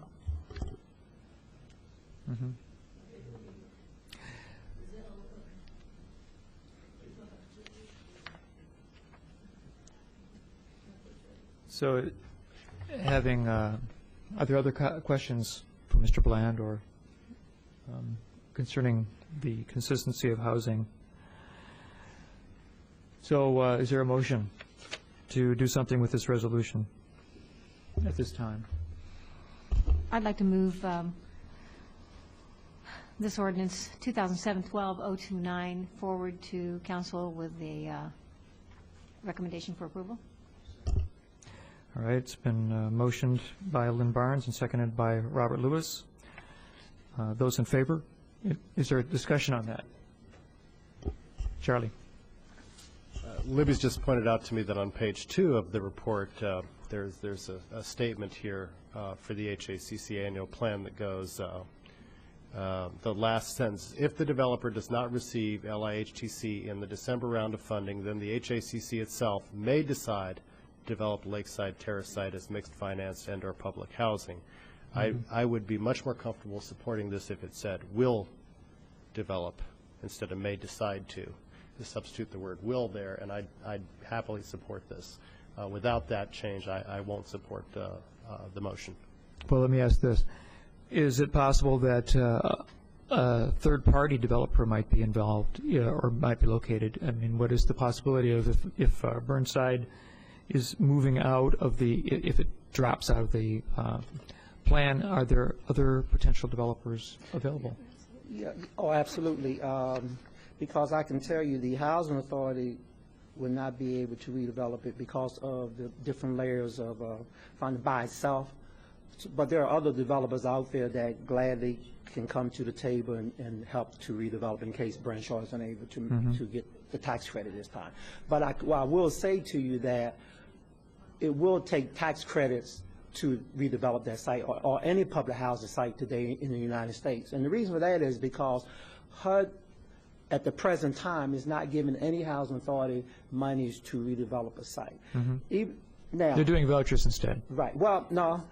We'll explain, because if we went after Hope 6, let's say we went after Hope 6, you still would have to have tax credits a part of that. HUD would have some money in the pot.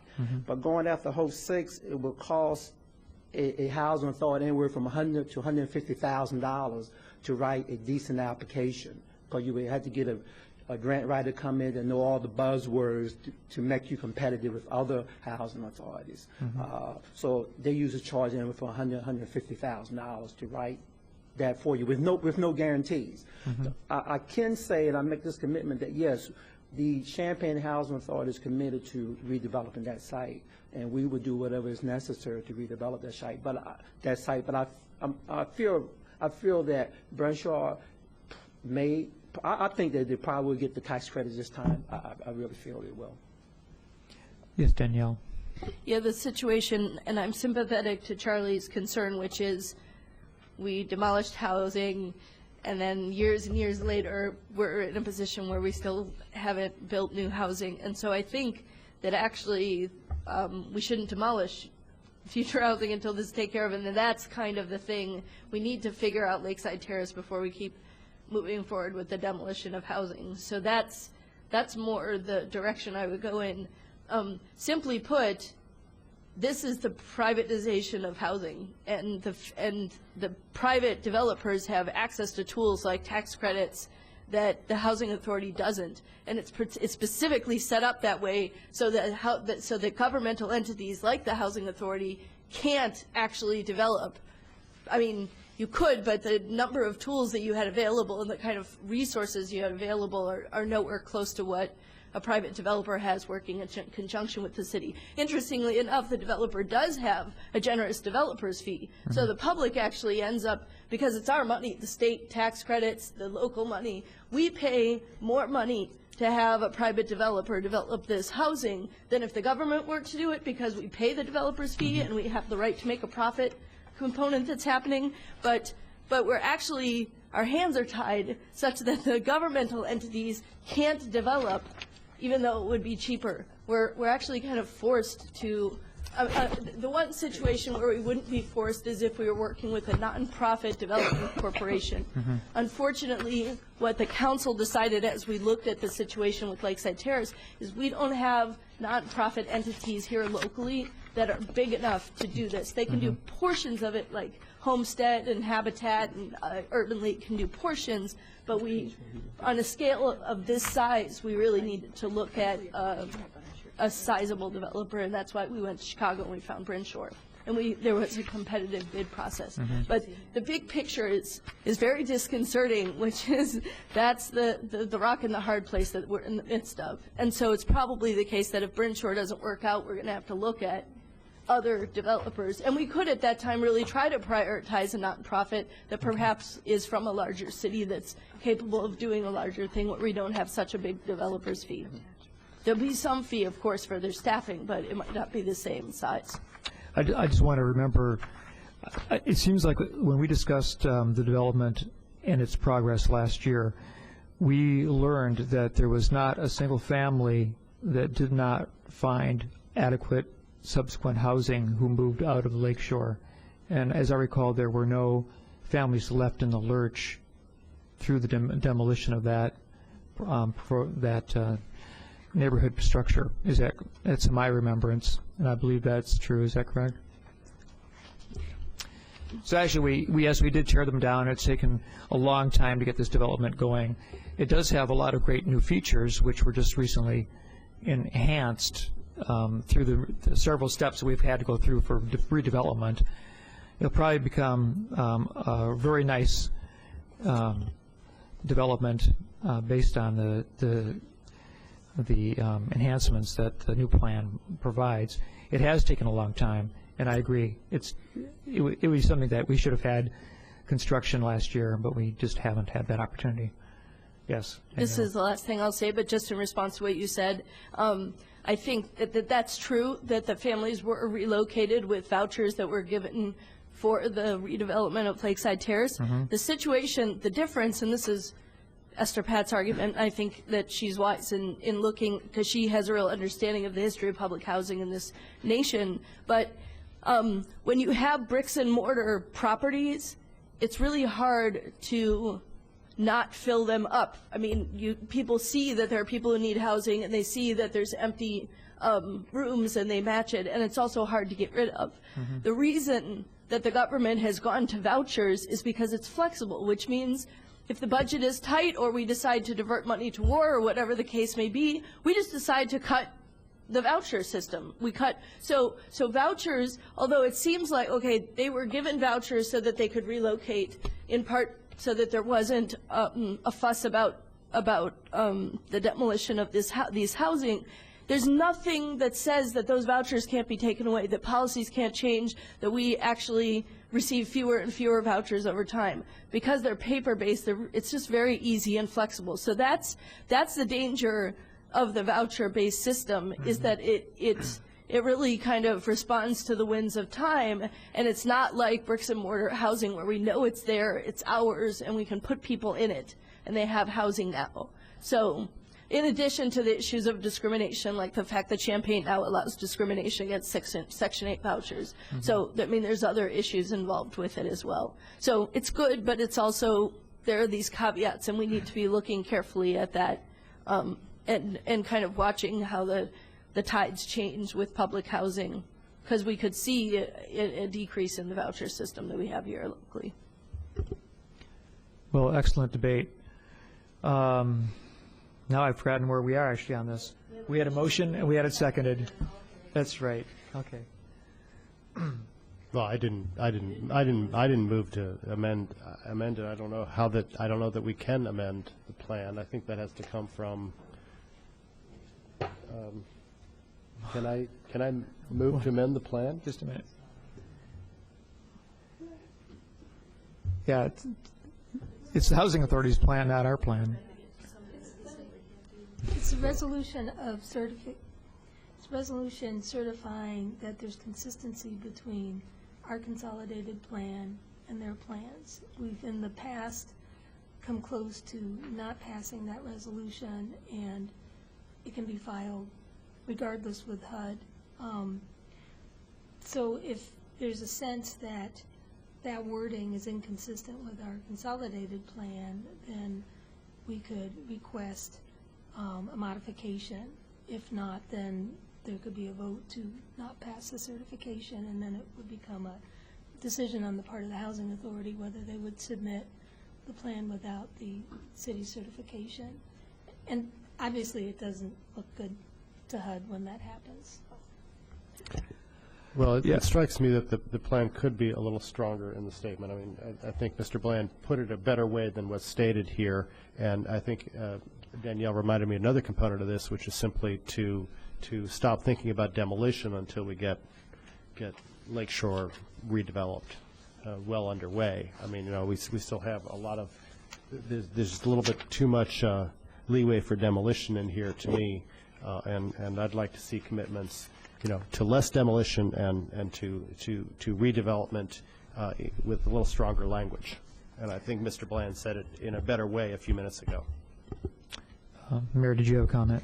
Yeah, I was just going to say that if you want to proceed and help Brinshore get this money, which would help us, I think we should go ahead and approve this, because I don't think we're gaining anything by delaying it.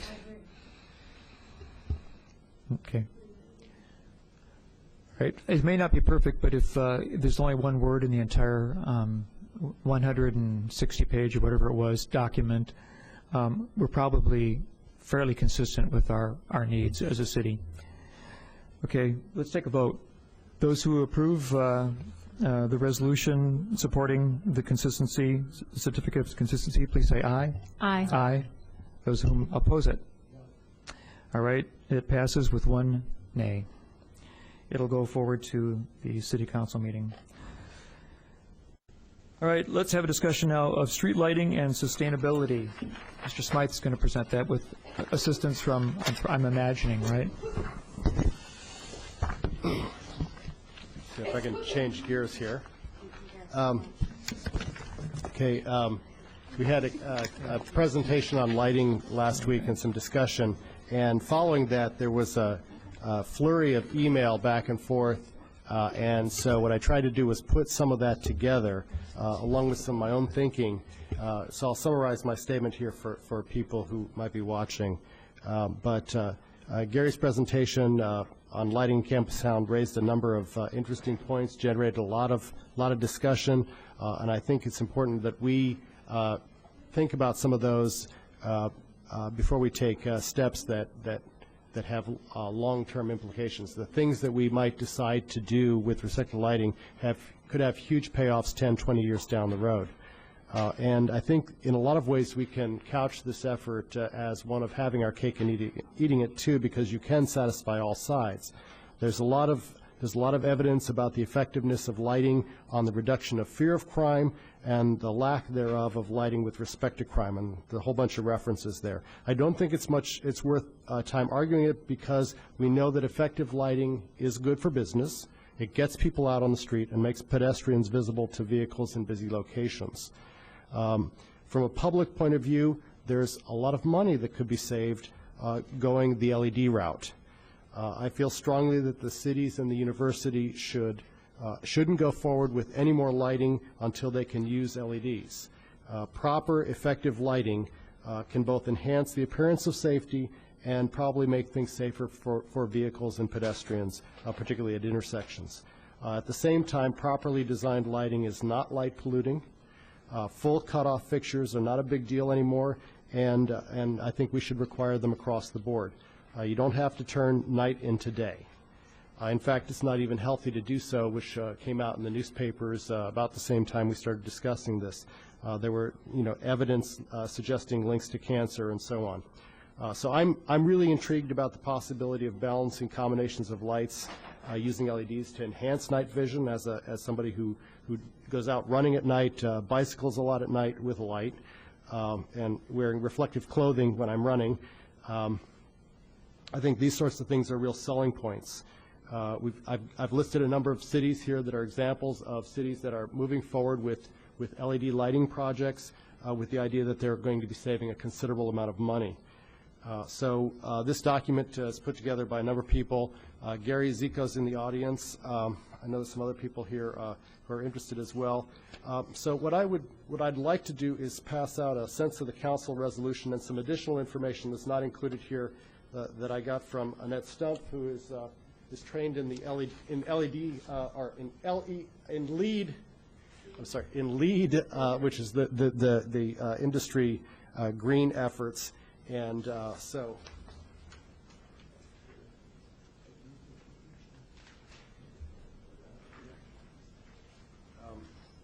I didn't keep a copy for my. Oh no, I have a copy here for myself. Yeah. So I think I'd like to direct staff to develop effective, efficient, economical, and ecological lighting ordinances and policies that incorporate LEED lighting compliance and encourage the use of low-energy solutions such as LED bulbs. To add specific LED lighting standards to our Sustainable Urbana programs and mandatory compliance for all future developments as well as current and future city lighting projects. And finally, I'd like to see us examine a 10 to 20-year phase-in of compliant lighting for all current lighting in the city of Urbana, public and private. That's a sense of the council motion that I have to put on the floor tonight. I wonder if you can, this is indicators of discussion. I'm not sure we can say that This isn't something going to council. It's a sense of the council resolution, something we could act on directing staff. It's not something that goes beyond providing guidance in how we move forward in thinking about lighting. Discussion. I think it's a good idea to definitely look at this and see where we stand and see where we can go and what that effect that would have on our budget. I think to direct our staff to, for sure, add standards and have them be mandatory would not be wise until we look at what the impact of that would be on our budget. We also already have two other people, and we're waiting to speak on this issue, but Mayor, go ahead. I think it's important that we look at this in terms of the sustainability goal of the council. But one thing that we need to keep in mind is that we have a staff that's working very hard. And if you want them to do something new, we're going to have to figure out what else is going to have to be moved further down the line, because we can't do everything simultaneously. So I'd like to fit this in with an update of the goals and the work plan. That's a good idea. Danielle and Robert. Robert, Well, in our discussion, I think last time about lighting, it was my understanding from engineering that there's some critical things that have to take place first, and primarily that has to do with infrastructure. And I think the staff is already looking at the old infrastructure, what it has to be in terms of improvement, and looking across the city, what those goals ought to be in terms of infrastructure. These options in terms of lighting possibilities are infinite, and I think our staff is quite capable of looking at LED and all the rest of them. But the infrastructure that has to be in place first is the priority in order for you to take a look at these other nice options in terms of energy savings and that type of thing. They can correct me if I'm wrong, but I think that's the first priority, is to have good infrastructure for underground wiring and for lighting. Then you can go to the process of looking at the various types of LEDs or whatever you want to define in terms of intensities, and whether you want to kill shadows or not kill shadows within a given environment. But first priority, we've got a very old infrastructure in terms of wiring, and if I'm reading engineering correctly, that would be the most important thing first. You get the infrastructure in, then you go to look at what you can do with lighting. And my understanding from Mr. Gray, and he can correct me if I'm wrong, is once you have that in, you can almost look at any form of lighting that you want to look at. Yes, and I'd like to also get to the public input. Danielle.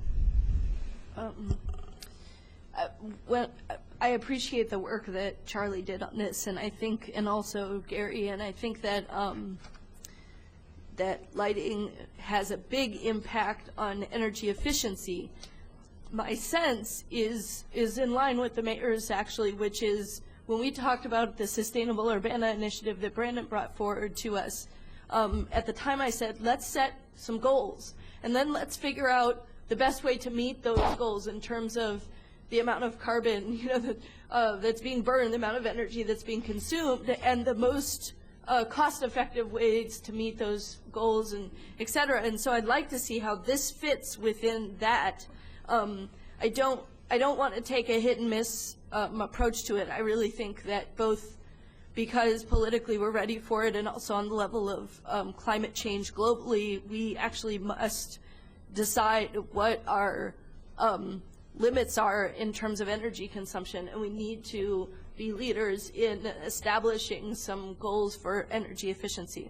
So I'd like to, I don't quite support this resolution as it is, in part because I want it to be wrapped up with the larger issue of sustainability goals, and this to be a piece of it. And I also I share Lynn's concern about deciding before I have all the information to make something mandatory.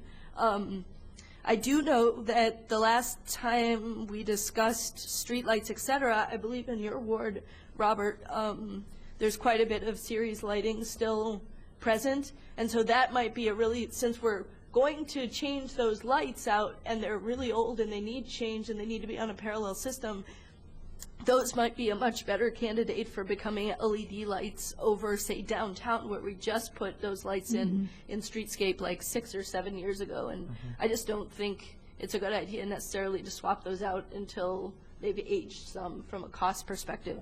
So, yes, I think this is great information. Is there some way that we can look at the bigger picture of our sustainability goals?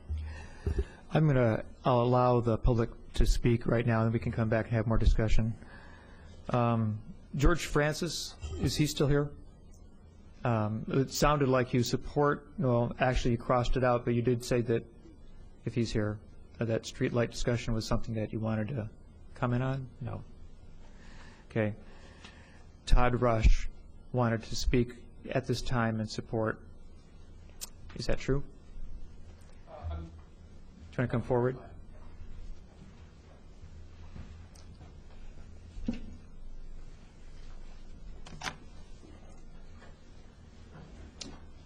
My name is Todd Rusk. I'm at 206 South McCullough in Urbana. I'm an engineer with the Illinois Waste Management and Research Center. It's a state government agency of the Department of Natural Resources. And earlier this year, I was an author of a report to the city, which was an evaluation of energy efficiency opportunities within city facilities.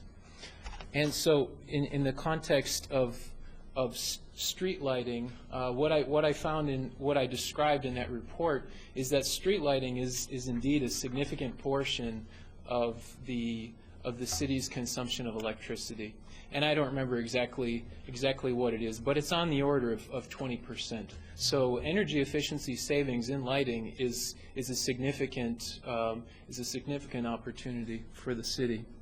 And so in consideration of developing lighting policy and lighting plans, I guess I would encourage the city to consider energy efficiency and things like light pollution as a criteria in the design stage.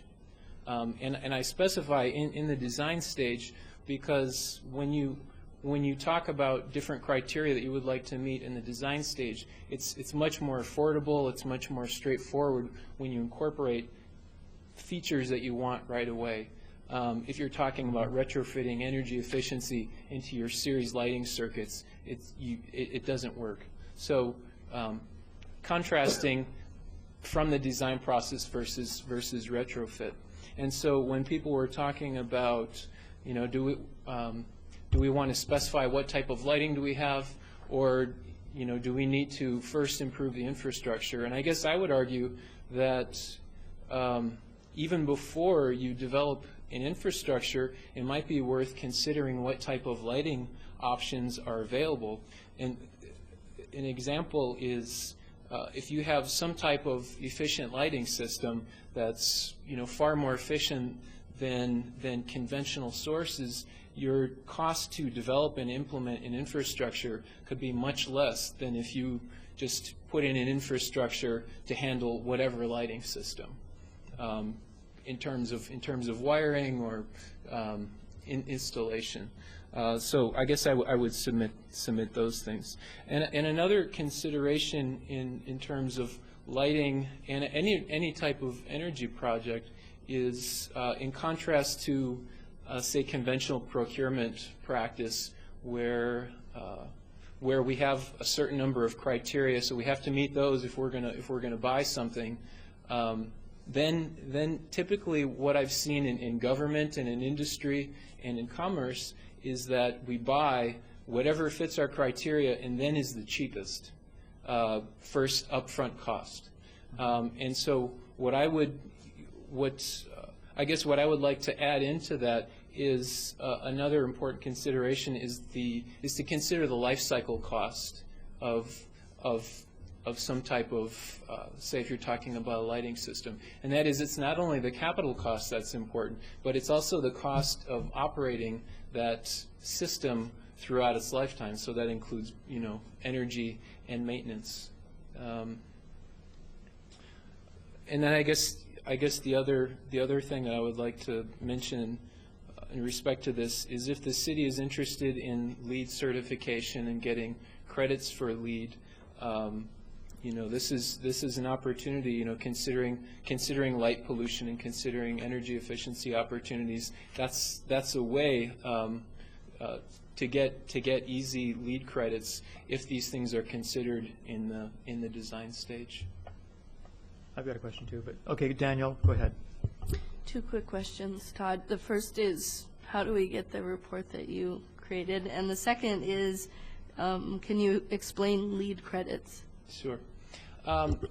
Well, I submitted the report to Public Works, and I was working with Pat Pioletti, and I didn't. My understanding was that he presented that report to the council. So, anyways, I can, if you can get it directly from me, or you can get it through him. And the other question is LEED credits. So for getting LEED certification, it works on a kind of the evaluation system offers credits for certain types of characteristics. So if you consider light pollution, or people say in the Lakeside Terrace redevelopment, people were talking about transportation accessibility. Those are characteristics where if you include those characteristics in your project, you can get credits that put you closer towards achieving some type of LEED certification. I can answer some of that question too. In the documentation I provided, and if you go to my website, the document's live there. You can actually click the different links. And I need to add a couple of things that Annette sent me over the weekend. She specifically talks about how to do LEED lighting, and the credits are for, there's different levels. There's silver, gold, platinum, those sorts of things. And part of it is based on the number of points you get. And if you use full cutoff fixtures, you get certain intensities, depending on whether it's a business or a residential area. A neighborhood, there are different categorizations about how much light you're generating and how much energy you're using, and that's what gives you the points that go towards your green your LEED certification. So that hopefully there's a section in here that Annette has in the document that explains that. Todd, I've got a question for you. About, 12 years ago or so, concerning overhead streetlights, sodium lamps became the cat's meow, and the city's replacing their previous lighting equipment with sodium filter lamps, or whatever they're called. And now apparently they're not as efficient as LEED, the lamps that have been discussed tonight. The LED. LED. Yeah. So now the sodium lamps were it seems like they have had lifespan of efficiency because of the technology change of about 12 years. And I imagine that in the future, since technology in lighting emission is a keen subject, that we're going to be seeing further evolution of lighting materials. I guess I'm saying, because of that, is that we do need to look at that somewhat seriously. I think it's good to go with new technology, realizing that 7 years after we reinstall all the lights in our city with LED lights, there may be fiber optic developments. There might be crystal, different kind of crystal structures that are emitting lights, diodes or something, or there may be, I've seen illustrations of lights that are basically pieces of paper that emit luminescence that are used in tunnels and hallways and as art objects at this point, but that's a new technology that's being developed. So I'm supportive of new technology and efficiency, and certainly in reducing the ecological footprint of our city.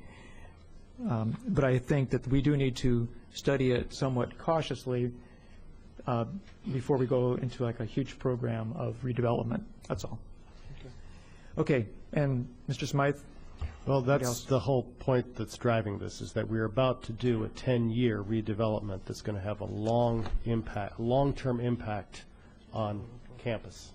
Okay, the campus thing it's a 10-year project, and if you put the wrong if you do it wrong, it's going to cost money and create light pollution and be in your face. And I think that was the point that Gary tried to make, was that it's so bright in Campus Town that it can be blinding to the driver. You know, you don't want to be blinded by the light and miss a pedestrian. What I'm saying, and I think I've done it, I think I've worded this very carefully, is that so that it gives us lots of wiggle room, and it satisfies the issues of staffing, because we're going into this project already. We're already committed to working with the university in Champaign on a lighting project that's going to take 10 years. What I'm saying is, let's do it right. Let's figure it out. That's all I'm saying. Okay, and so what do I say? I don't say we have to use LED. I'm saying, if you look at it carefully and you look through the documentation, I say develop effective, efficient, economical, and ecological lighting ordinances and policies that incorporate LEED lighting standards, compliance, okay? So that's this green compliance that we want. And encourage, and there's lots of different levels there to play with, and encourage the use of low-energy solutions such as LED bulbs. That's one part. You know, it's just low-energy solutions. Okay, right now LED is being you know, Calgary is retrofitting the entire city, and they've got some before and after pictures. They've got a wonderful website on this. I believe they're saving $6 million a year. I'm saying let's add specific LEED lighting standards to our sustainable Urbana programs. I mean, that's what I mean, is let's get it in there as part of this, as part of our document and our thinking. But I'm also saying that we should have mandatory compliance for all future developments. You know, in terms of, you know, we should do LEED lighting compliance in any city project. So that would have an impact on our thinking about Campus Town. And then finally, the third point of this is to examine a phase-in, and you know, how many years, I don't know. You know, we want to phase in lighting as our old lighting needs to be replaced. Okay, if you're more comfortable with that kind of phrasing, then I'd welcome that kind of a. If the third phrasing is to do a phasing of compliant lighting for the current lighting in the city of Urbana, public and private, as it needs to be replaced, I'd be perfectly welcome, you know, willing to add that or change it to say that. But this is a sense of the council resolution. Thank you, Todd. To give staff. Thanks, Todd. To give staff an idea of where we'd like to see us going. And it's a long-term thing. It's thinking 5, 10, 20 years down the road. Thank you. And Mayor. On the campus lighting, isn't the university, haven't they already adopted that they're supposed to use sustainable technology? I'm not familiar with campus. Okay. But I mean, I think that we have that as a goal, and I think we're going to have to look at a lot of things, like what's the franchise agreement with Ameren when it comes to street lighting. So I think that we, you know, I don't think we're not going to move on this, but I just think this might be premature to have that particular wording.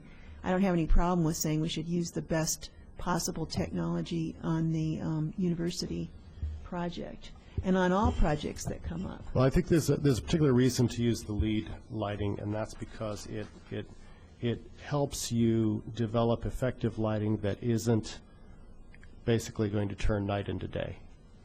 Okay, its advantages of being, you know, it encourages the use of full cutoff.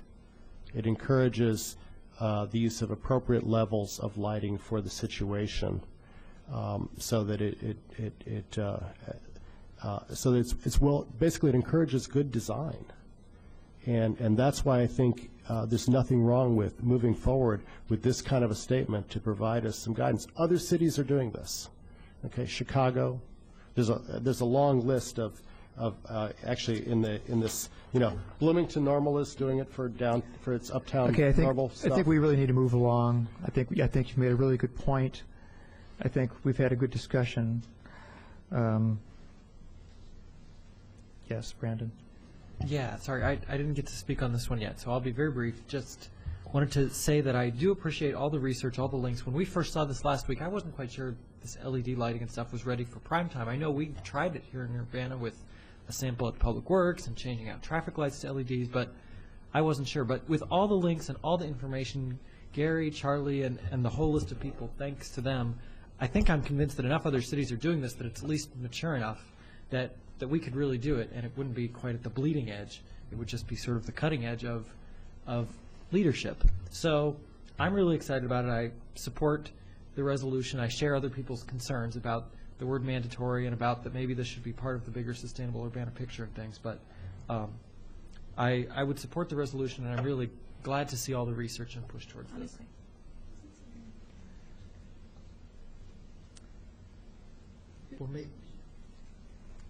Yes, Lynn. I would just like to say that I think our staff is very motivated to move us in a direction of sustainability, and we've already adopted a goal like that. And I very much agree with the mayor that I would lean heavily on our staff to kind of, they know what we want. I think, and I think we got great staff, and I think let's let them lead us there. Not to be too punny, but let's let them drive us there. Let's not. I mean, I think we've already got it as a goal. We're making progress, and so I'm not supportive of this. I think it's too specific. I think it's too early. Okay. Yes, Mayor. I think if you have an item on the agenda that says discussion, I think we've had a discussion. If you want to have a resolution, I think that should have been listed on the agenda. I don't think it's right just to spring a resolution at the last minute. This is a sense of the council motion. We've done well, lots. You said it was a resolution, so well, I mean, I think I think we're agreed that this is a goal of the city, and I think it's something that we're going to have to keep discussing. Then we should. And you could have a resolution, but I think it's not right to have a resolution without having it on the agenda. Well, we've had lots of sense of the council motions that direct staff to do things out of committee. This is no different. I went through our Sustainable Urbana. It mentions lighting 0 times. Okay, there's no mention of lighting in here and the efficiencies from it that I could find. Okay, why not incorporate that thinking into this document? We basically are saying, we're basically saying staff lead us instead of taking the responsibility for leading the city. You're abrogating your responsibility. We're the body that's elected to set policy. This is policy. This is policy that has long-term consequences. And you're saying, we'll do whatever staff wants us to do. I think that's ridiculous. Okay, I think, this is my opinion, I think that we can indeed direct staff to do something. But let's do it in the sense that now we've had a discussion. Let's bring this topic back up to a future committee meeting with a specific recommendation, and we can choose to direct staff from that point. I think that's a more organic way of bringing a subject forward and changing city policy. So I would prefer to see that. That's my opinion. Yeah, Danielle. Here's a suggestion. I think, Charlie, that the sense of what you've brought forward is supported by this body. The specific language, the first time of which I'm seeing tonight, I have issues with, and I'm not going to work them out on council floor. So I would recommend that, a sense of the council is fine if you generally have language that kind of blows through the committee and staff can work on. But there's been some reservations raised this evening, and I would encourage you to send this to the next committee meeting, and we would have some time to discuss the specific language of this resolution. I would feel much more comfortable with that. I do understand the urgency in terms of streetlight projects. I also don't make policies overnight. I really would like some time to actually think through how could we tool this language to fit into a larger sustainability goal? How can we get the cost-benefit analysis of doing LEED? I'm not really sure what I'm choosing by voting for this, if I'm choosing yes, LEED, and no something else, or what. So I have some questions in terms of this motion, but I certainly support the sense of it. So let's send it to committee. Okay, which one do you want it on? Which date? Which date? It'll be January, whatever, 13, 14, January 12th. I don't have a calendar. Next scheduled committee meeting. Next I'm fine scheduled with that, committee. and, you know. It still allows for this to go forward, but it'll be a little bit more measured, and we'll have a chance to get a little bit of thinking about it, and we may allow then also staff to come up with comments. Okay. Well, I will keep adding to the web page that I've developed, and those are live links, basically to different things, so that it is a moving target. I mean, the whole lead, you know, everything that's being done is a moving target. It's hard to pin down, but other cities, big cities, are making this step forward, and we should not. You know, my biggest concern is moving forward with this university project, which is on a fast track, and not setting some direction for the city. We'll have time, I believe. Lynn. I would like to officially ask Bill to, or one of his staff members to talk with us and prepare some comments with regard to this, if that seems right. I mean, I'd like to hear from staff about what their plans are, what their thinking is about this moving forward, because it may not be in that document, but I feel pretty confident they've thought about this, given the tone and the tenor of our council and some of our goals. Right. They may have actually stories based on other cities' experiences in establishing higher standards for. Okay, well, I'd like to, there's no official motion, as I understand it. There's never a second, so I'll move to send this to the next committee meeting. Second. Okay, those in favor? Aye. Okay, opposed? Okay, excellent. We'll see that very soon. Okay, moving on. Ordinance number 10. Item number 10, an ordinance number 2007-12-134, an ordinance approving an intergovernmental agreement with the County of Champaign concerning the funding for construction of Windsor Road from High Cross Road, Illinois 130 to Philo Road. Bill Gray of Public Works. Thank you. It's my understanding that Champaign County Board has recently considered this agreement before you, and this is kind of a second part. The first part was an agreement we had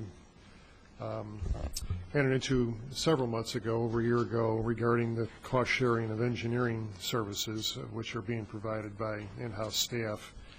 This kind of goes to that next step of additional costs that we're going to be incurring for the Windsor Road project in 2009, and identifies generally that the local share of costs will be split between the county and the city, you know, per a fringe road type agreement, which is what is attached. So these numbers in here are very soft numbers, but I put them in there at least for an order of magnitude of what we're talking about here. The one number that isn't soft, I guess I should clarify, and that is the federal funding assigned to this project, which is $3.4 million. That, you know, possibly might go up slightly, but generally speaking, that's a fairly fixed number, as I understand it. So I think it's time to enter in this agreement with the county to have an understanding of sharing of these costs, and soon we'll be needing to get easements and utility work done and things of this sort too, and all in preparation for the 2009 construction. Yes, Charlie. Yeah, what do you expect to be the financial impact of inflation and energy costs? We have a certain amount of money that we've got in the capital improvement plan for this, but clearly it's going to cost probably more than expected. Or did you put in a big fudge factor? Can't say there's a big fudge factor. Asphalt prices scare us. It's just very unpredictable what's going to happen in 2009. So typically when we budget in the CIP, it's for that current, you know, fiscal year dollar amount. We did try to be somewhat conservative in coming up with these numbers, though, and until we get a little further along in the actual design, it's just premature to say. I've got a question. The city's funding portion, it says here, will come from motor fuels taxes. Is that over a period of set years? We accumulate the money over set years. I mean, we only receive $1 million a year, for example, in motor fuel tax money, so we do have to save up. Secondly, an important thing to understand, too, is the county will reimburse us, but they're going to reimburse us, somewhere around $300,000-400,000 a year. So even though their share may be, let's just say, $1.8 million, it's going to take us 4 to 5 years to receive their portion. And again, how this came about is they've set aside $1 million a year for fringe road projects between Champaign and Urbana, and they split that $1 million based on population. It's about a 1/3, 2/3 mix. So that's essentially the amount of money that will be assigned to Urbana as we have these projects, such as Windsor Road. So we'll be fronting some of their money up front. I see. Mayor? Bill, didn't they sort of relent a bit on that and make it be a percentage instead of a fixed dollar amount? Correct. It's a percentage. Because Yeah. we had kind of a big battle over that. I remember. Yeah. Right. I'm just giving approximate numbers. So will the city be incurring the expense and then paying it off over a period of years? If the construction is done, say, in 2008, 2009? The construction will be in 2009, 2010. We will certainly pay the county portion in upfront. You're paying the contractor, of course, which is the bulk of the costs. But in years 10, 11, 12, 13, the county would pay us back 3, 4, or whatever, $100,000 a year. I see. All right. Any other questions?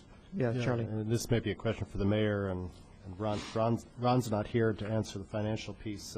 Is it conceivable that we'll have to borrow the money to pay the difference? Yes, everything's conceivable. Yeah, I guess. Of course, we might save it on utility if we get really good lighting. Yeah, well, there's probably $100,000 a year to save right there. So, but again, that's, unless if you look at what Ann Arbor's doing, they're fronting it up, they're paying it up front. We don't have that kind of money, and I don't expect us to do that. So our savings will occur over years. I just worry about the energy costs here as well. We'll probably be looking at $4 a gallon gasoline next summer at the rate things are going, which is, and I would imagine that asphalt costs, already are pretty high. I guess the flip side of that is can we delay this project a year or two while we accumulate money, or is that inadvisable? No, I don't think there's any reason to delay it for money reasons. We've worked this out from a cash flow standpoint, at least with the projects that we understand. That's in the capital improvement plan. So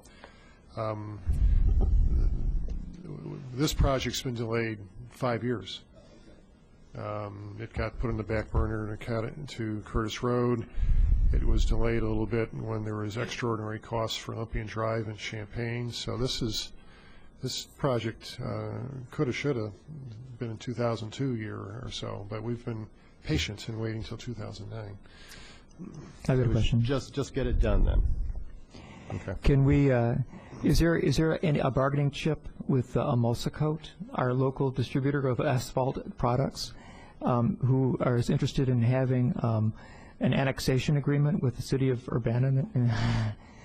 I mean, is there a deal that we can get into here with the? I guess we can't. That would probably be unethical, but it would be called extortion.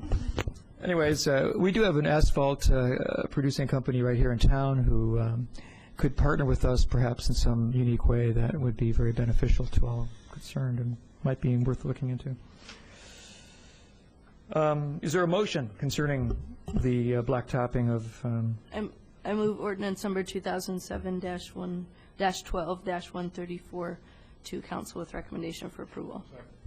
Okay, so that was Danielle Chenoweth, seconded by Charlie Smythe. Any discussion? Those in favor? Aye. Aye. Opposed? Okay, that's forwarded to City Council.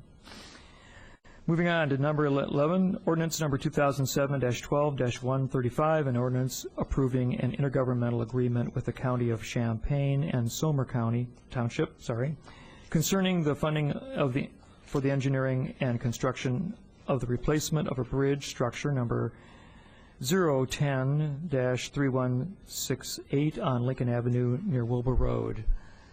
Mr. Gray. Similar type of agreement, similar language, just the characters have changed. This is a bridge that is under Somer Township responsibility and jurisdiction. Some time ago, they had approached us about jurisdictionally transferring this 3-4 block stretch of Lincoln Avenue to the city. In our due diligence of that option, we looked the road and bridge over quite carefully and noted that it was in need of some significant repairs, and actually, upon further investigation, within the next several years, really needs to be replaced. So the county is taking the lead. The county typically does that for bridges, that are in the unincorporated areas. It's a three-way partnership here. There's a consulting engineer that's poised to start the engineering design. It's going to be a little bit complicated as far as the phasing of construction. If you can picture, this bridge is kind of a main and sole artery to a lot of construction-related and trucking-related businesses on North Lincoln Avenue. So it's going to be a bit of an effort in the phasing of construction of this bridge.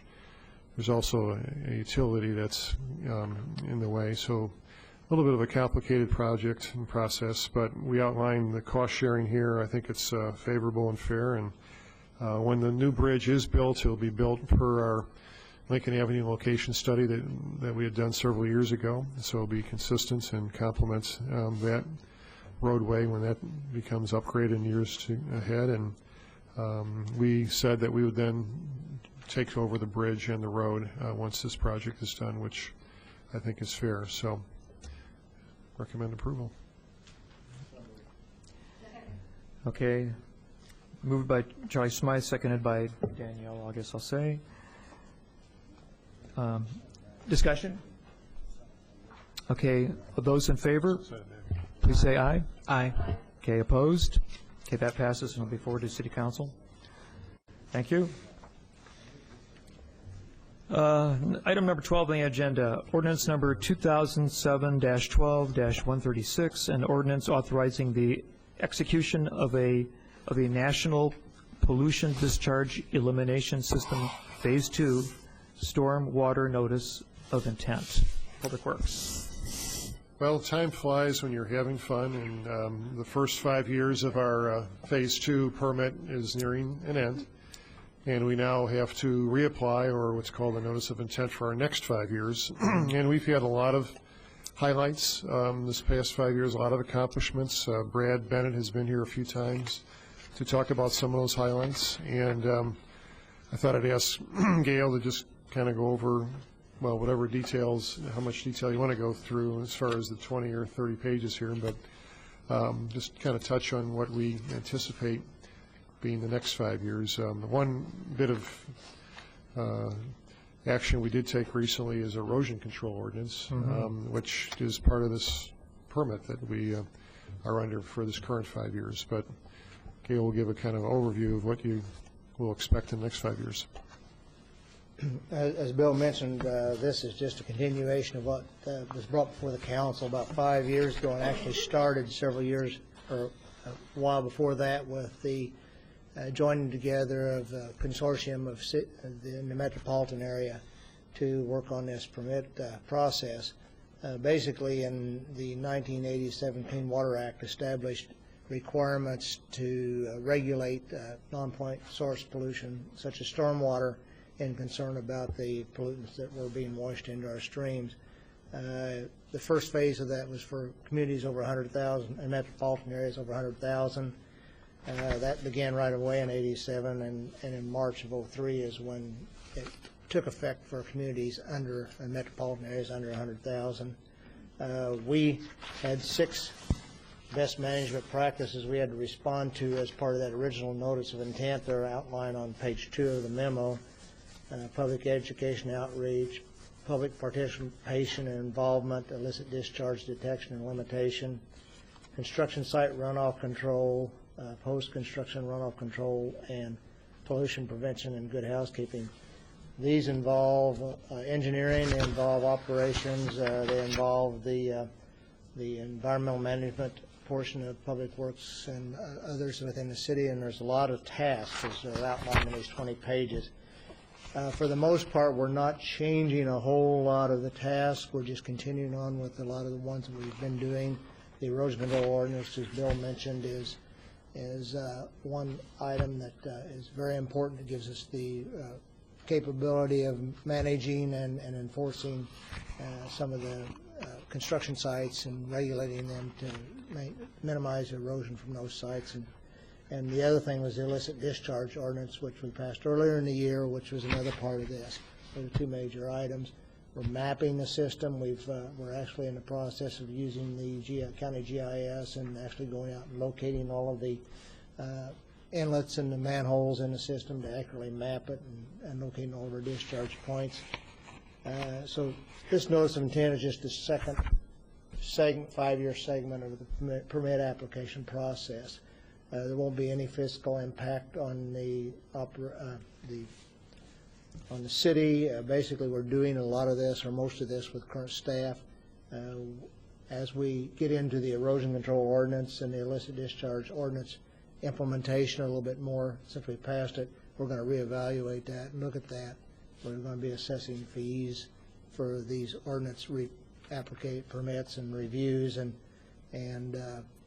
we'll look at whether we able to handle it with current staff and see what kind of workload it is during the next fiscal year and revisit that again. So we are recommending that we pass ordinance 2007-12-136. Basically authorizes the mayor and the clerk to execute the notice of intent to be submitted to the agency. The agency has asked that we submit that in early February, and and that the ordinance also authorizes the Public Works Director to basically submit the documentation required by the permit. Okay. Lynn Barnes? I'd like to make a recommendation to move this forward to council for approval. Second. Okay. Lynn Barnes made the motion. Danielle seconded it. Any discussion? Okay, seeing none, those in favor, please say aye. Aye. Aye. Opposed? Okay, that's forwarded to council with approval. Thank you, Gail. Item number 13, an ordinance number 2007-12-137, an ordinance amending Schedule J of Section 23-183 of the Urbana Local Traffic Code, prohibiting parking at all times on certain streets, mainly Guardian Drive and Butzow Drive.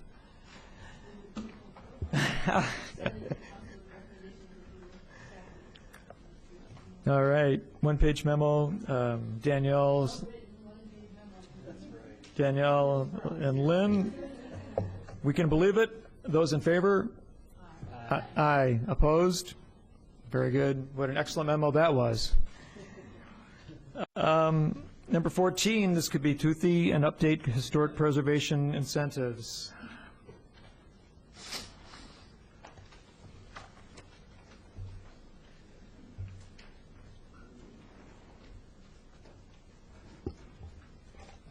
I'm Rebecca Bird. I am an intern in the Planning Division. I'm going to give you an update on the work we've been doing on historic preservation incentives. We last discussed this at the September 24th Committee of the Whole meeting. There is a mistake in that memo in front of you. It says in the first line, the background information is provided in the memoranda dated April 19th and July 19th.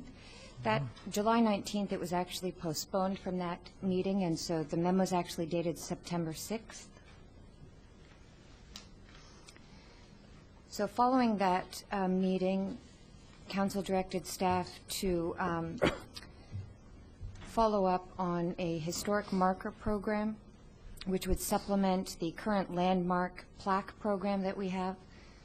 Also to establish a permit fee waiver program, establish a historic landmark recognition grant program, investigate property tax abatement, a revolving loan program, send letters of support for legislation that is proposing to improve the federal rehabilitation tax credit, and to review the staffing needs for historic preservation.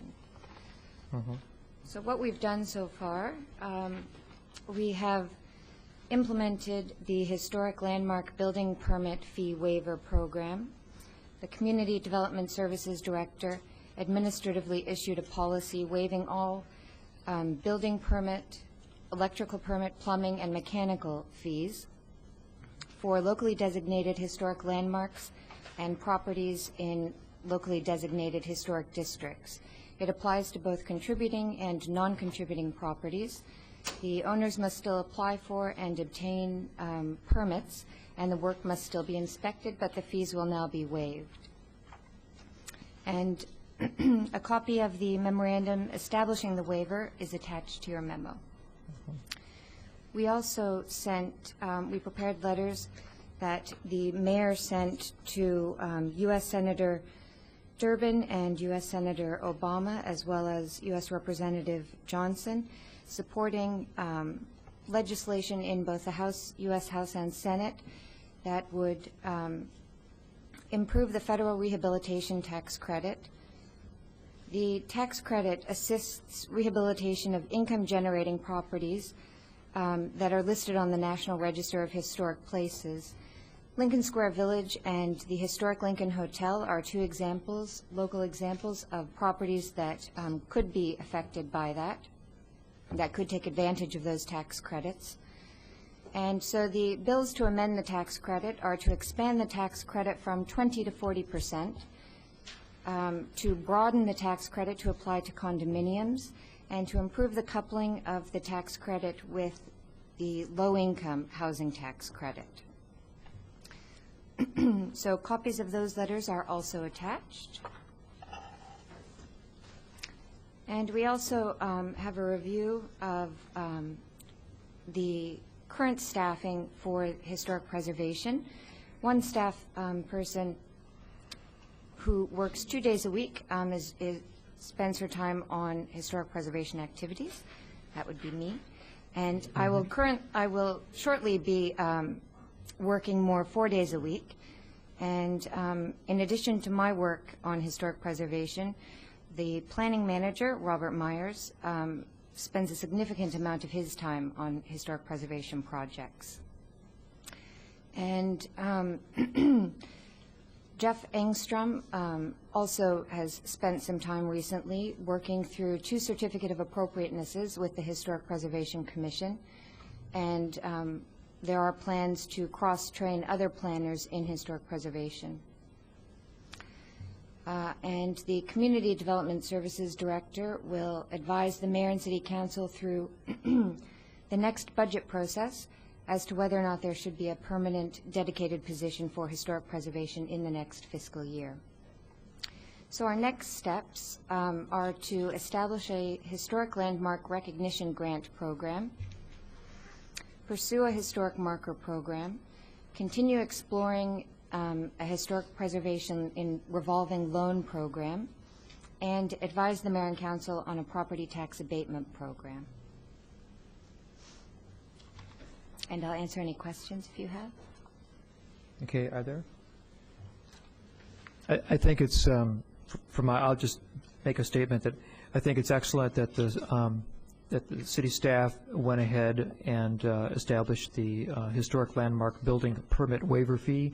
It is something that the city can do. It was a very proactive action.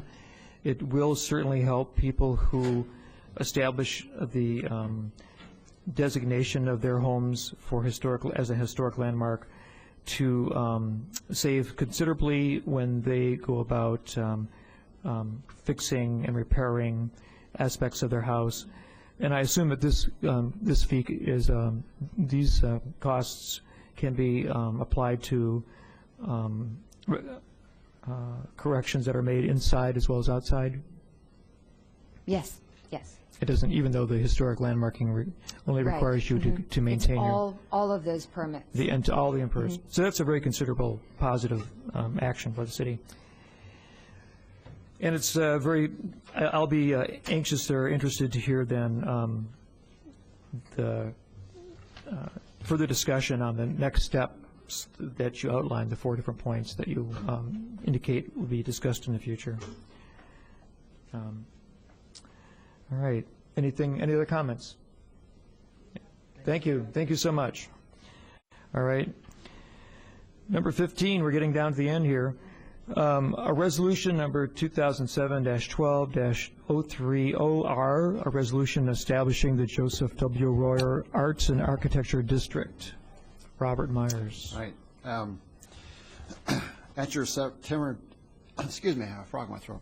At your September 10th meeting, there was a proposal presented by Councilmember Roberts and Alona Makovsky to create a district based around the architecture of Joseph Royer. And the district, the concept of it is not to be a regulatory district like a historic district, but instead it would be for promotion, advertising, for recognition, and it would, so it's a different concept than a regulatory district such as a local historic district as most people think of them.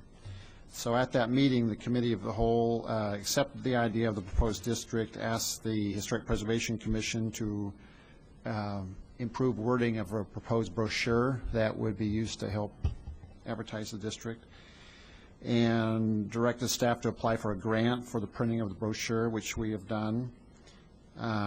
Expressed a desire additionally to promote the arts through the district, and also expressed the idea of promoting the district as part of the Urbana's 175th birthday in 2008. So based on that, the Historic Preservation Commission has reviewed and recommended approval for the brochure for what they would prefer to call, or what they would recommend to call, the Joseph W. Royer Art and Architecture District. And following that, a resolution has been prepared for your review. We've submitted a grant application to the Illinois Historic Preservation Agency to print brochures. The city's funding portion would be about $513, we believe, based on the costs that we've gathered at this point. So in summary, city staff is recommending approval, city staff is recommending that the Committee of the Whole forward the attached resolution to the City Council for approval. Okay, yes. Okay. Moved by Robert Lewis, seconded by Danielle. Is there discussion? Yeah. I just want to thank Dennis Roberts and Alona Matakovsky for doing all the work on this, and the design alone on this brochure saves the city a couple thousand by my calculation, so thank you, Dennis. Appreciate your work on this. Thanks very much. And I do recall your comments that you're interested in integrating this project with the arts goals of the downtown, and it's exactly the intent of this district. Thank you very kindly. Any others? Yes, Charlie. Do I recall correctly that somewhere we have a list of all of the Royer buildings? Only because we're creating one as we work on this brochure. Yeah. I'm trying to think that there's some that are outside of this district, right? There are two. There are two. It's okay. his home and his mother-in-law's house.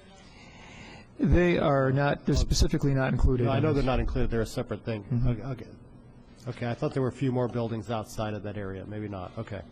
No, I'm sure we'll find more, but they're unknown at this moment. High school is one, isn't it? Yeah. But that's not in here. Yeah, that's right. I guess, and what about Leal? Do you design Leal School as well? Yeah. It's to maintain the downtown continuity. Yeah, I guess, no, it's not that. That's the reason. I guess I would like to see mention, if at all possible, the additional buildings that are outside of the district at some point, just for a sense of completeness. That's all. Yeah. It's just the sense of completeness of what else in the communities he did beyond this. That's all. We just are actually totally running out of space in the brochure. To be quite honest, and there is a 4-page or threefold brochure entirely devoted to the Royer Historic District, which details some of the buildings that are not mentioned because they're not in this particular district. Yes, a companion piece, but perhaps not this one. Yes, Mayor. Well, also, I'd like to point out that Dennis and Ilona are working with the Urbana Birthday Committee, so we're going to have some fun with some of these sites. A lot of fun, actually. Let's underline that. We have amazingly happy plans. Yeah. Yeah. First, let's take a vote. Those who would be, we had a motion and second. Those in favor of forwarding this with approval, please indicate by saying aye. Aye.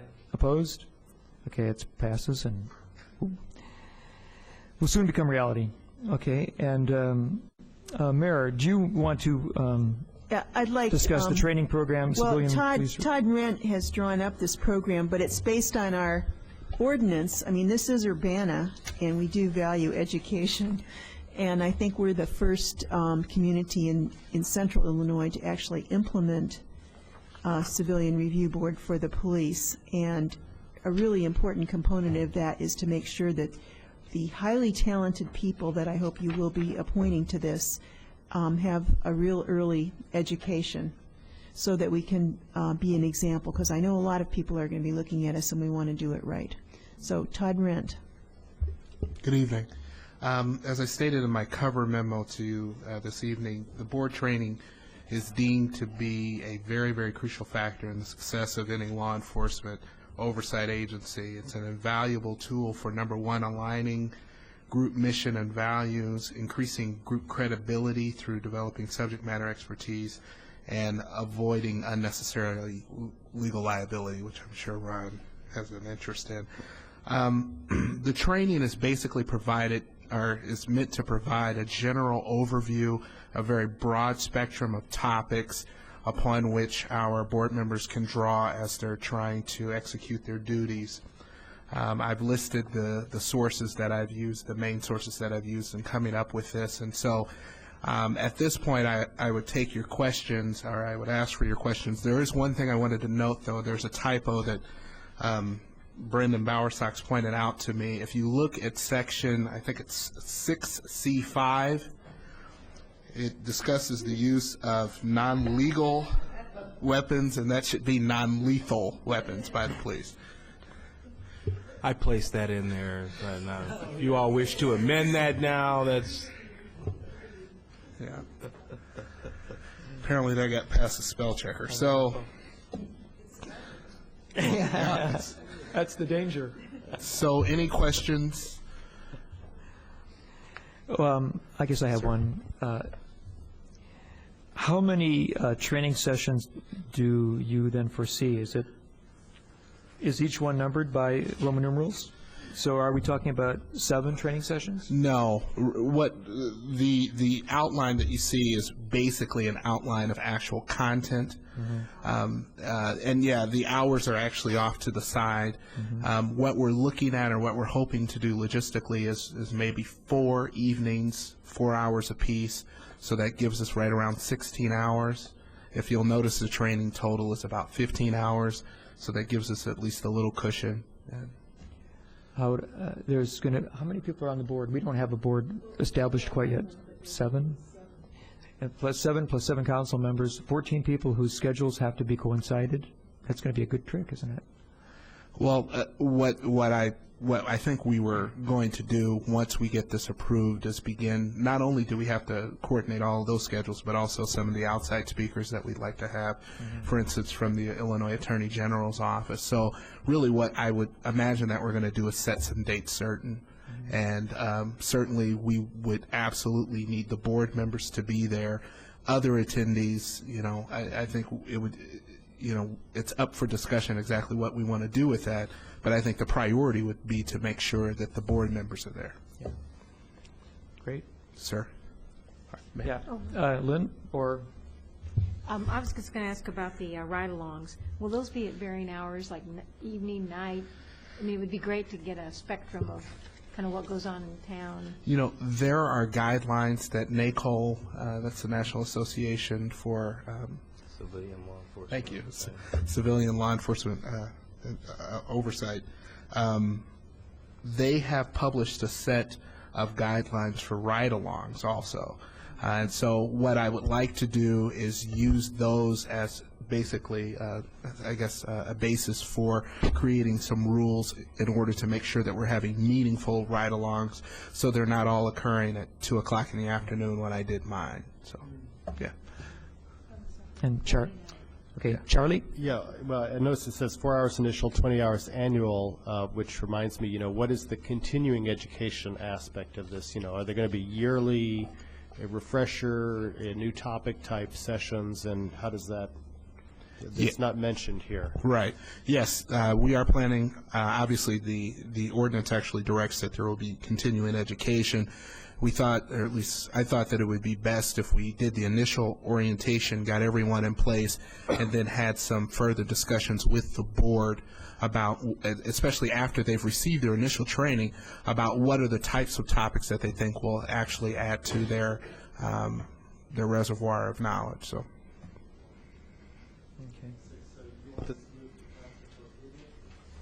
Yes, sir. Okay, Charlie Smythe moves it, seconded by Lynn. And any discussion? Those in favor, say aye, please. Aye. Opposed? Okay, that will be appearing before City Council.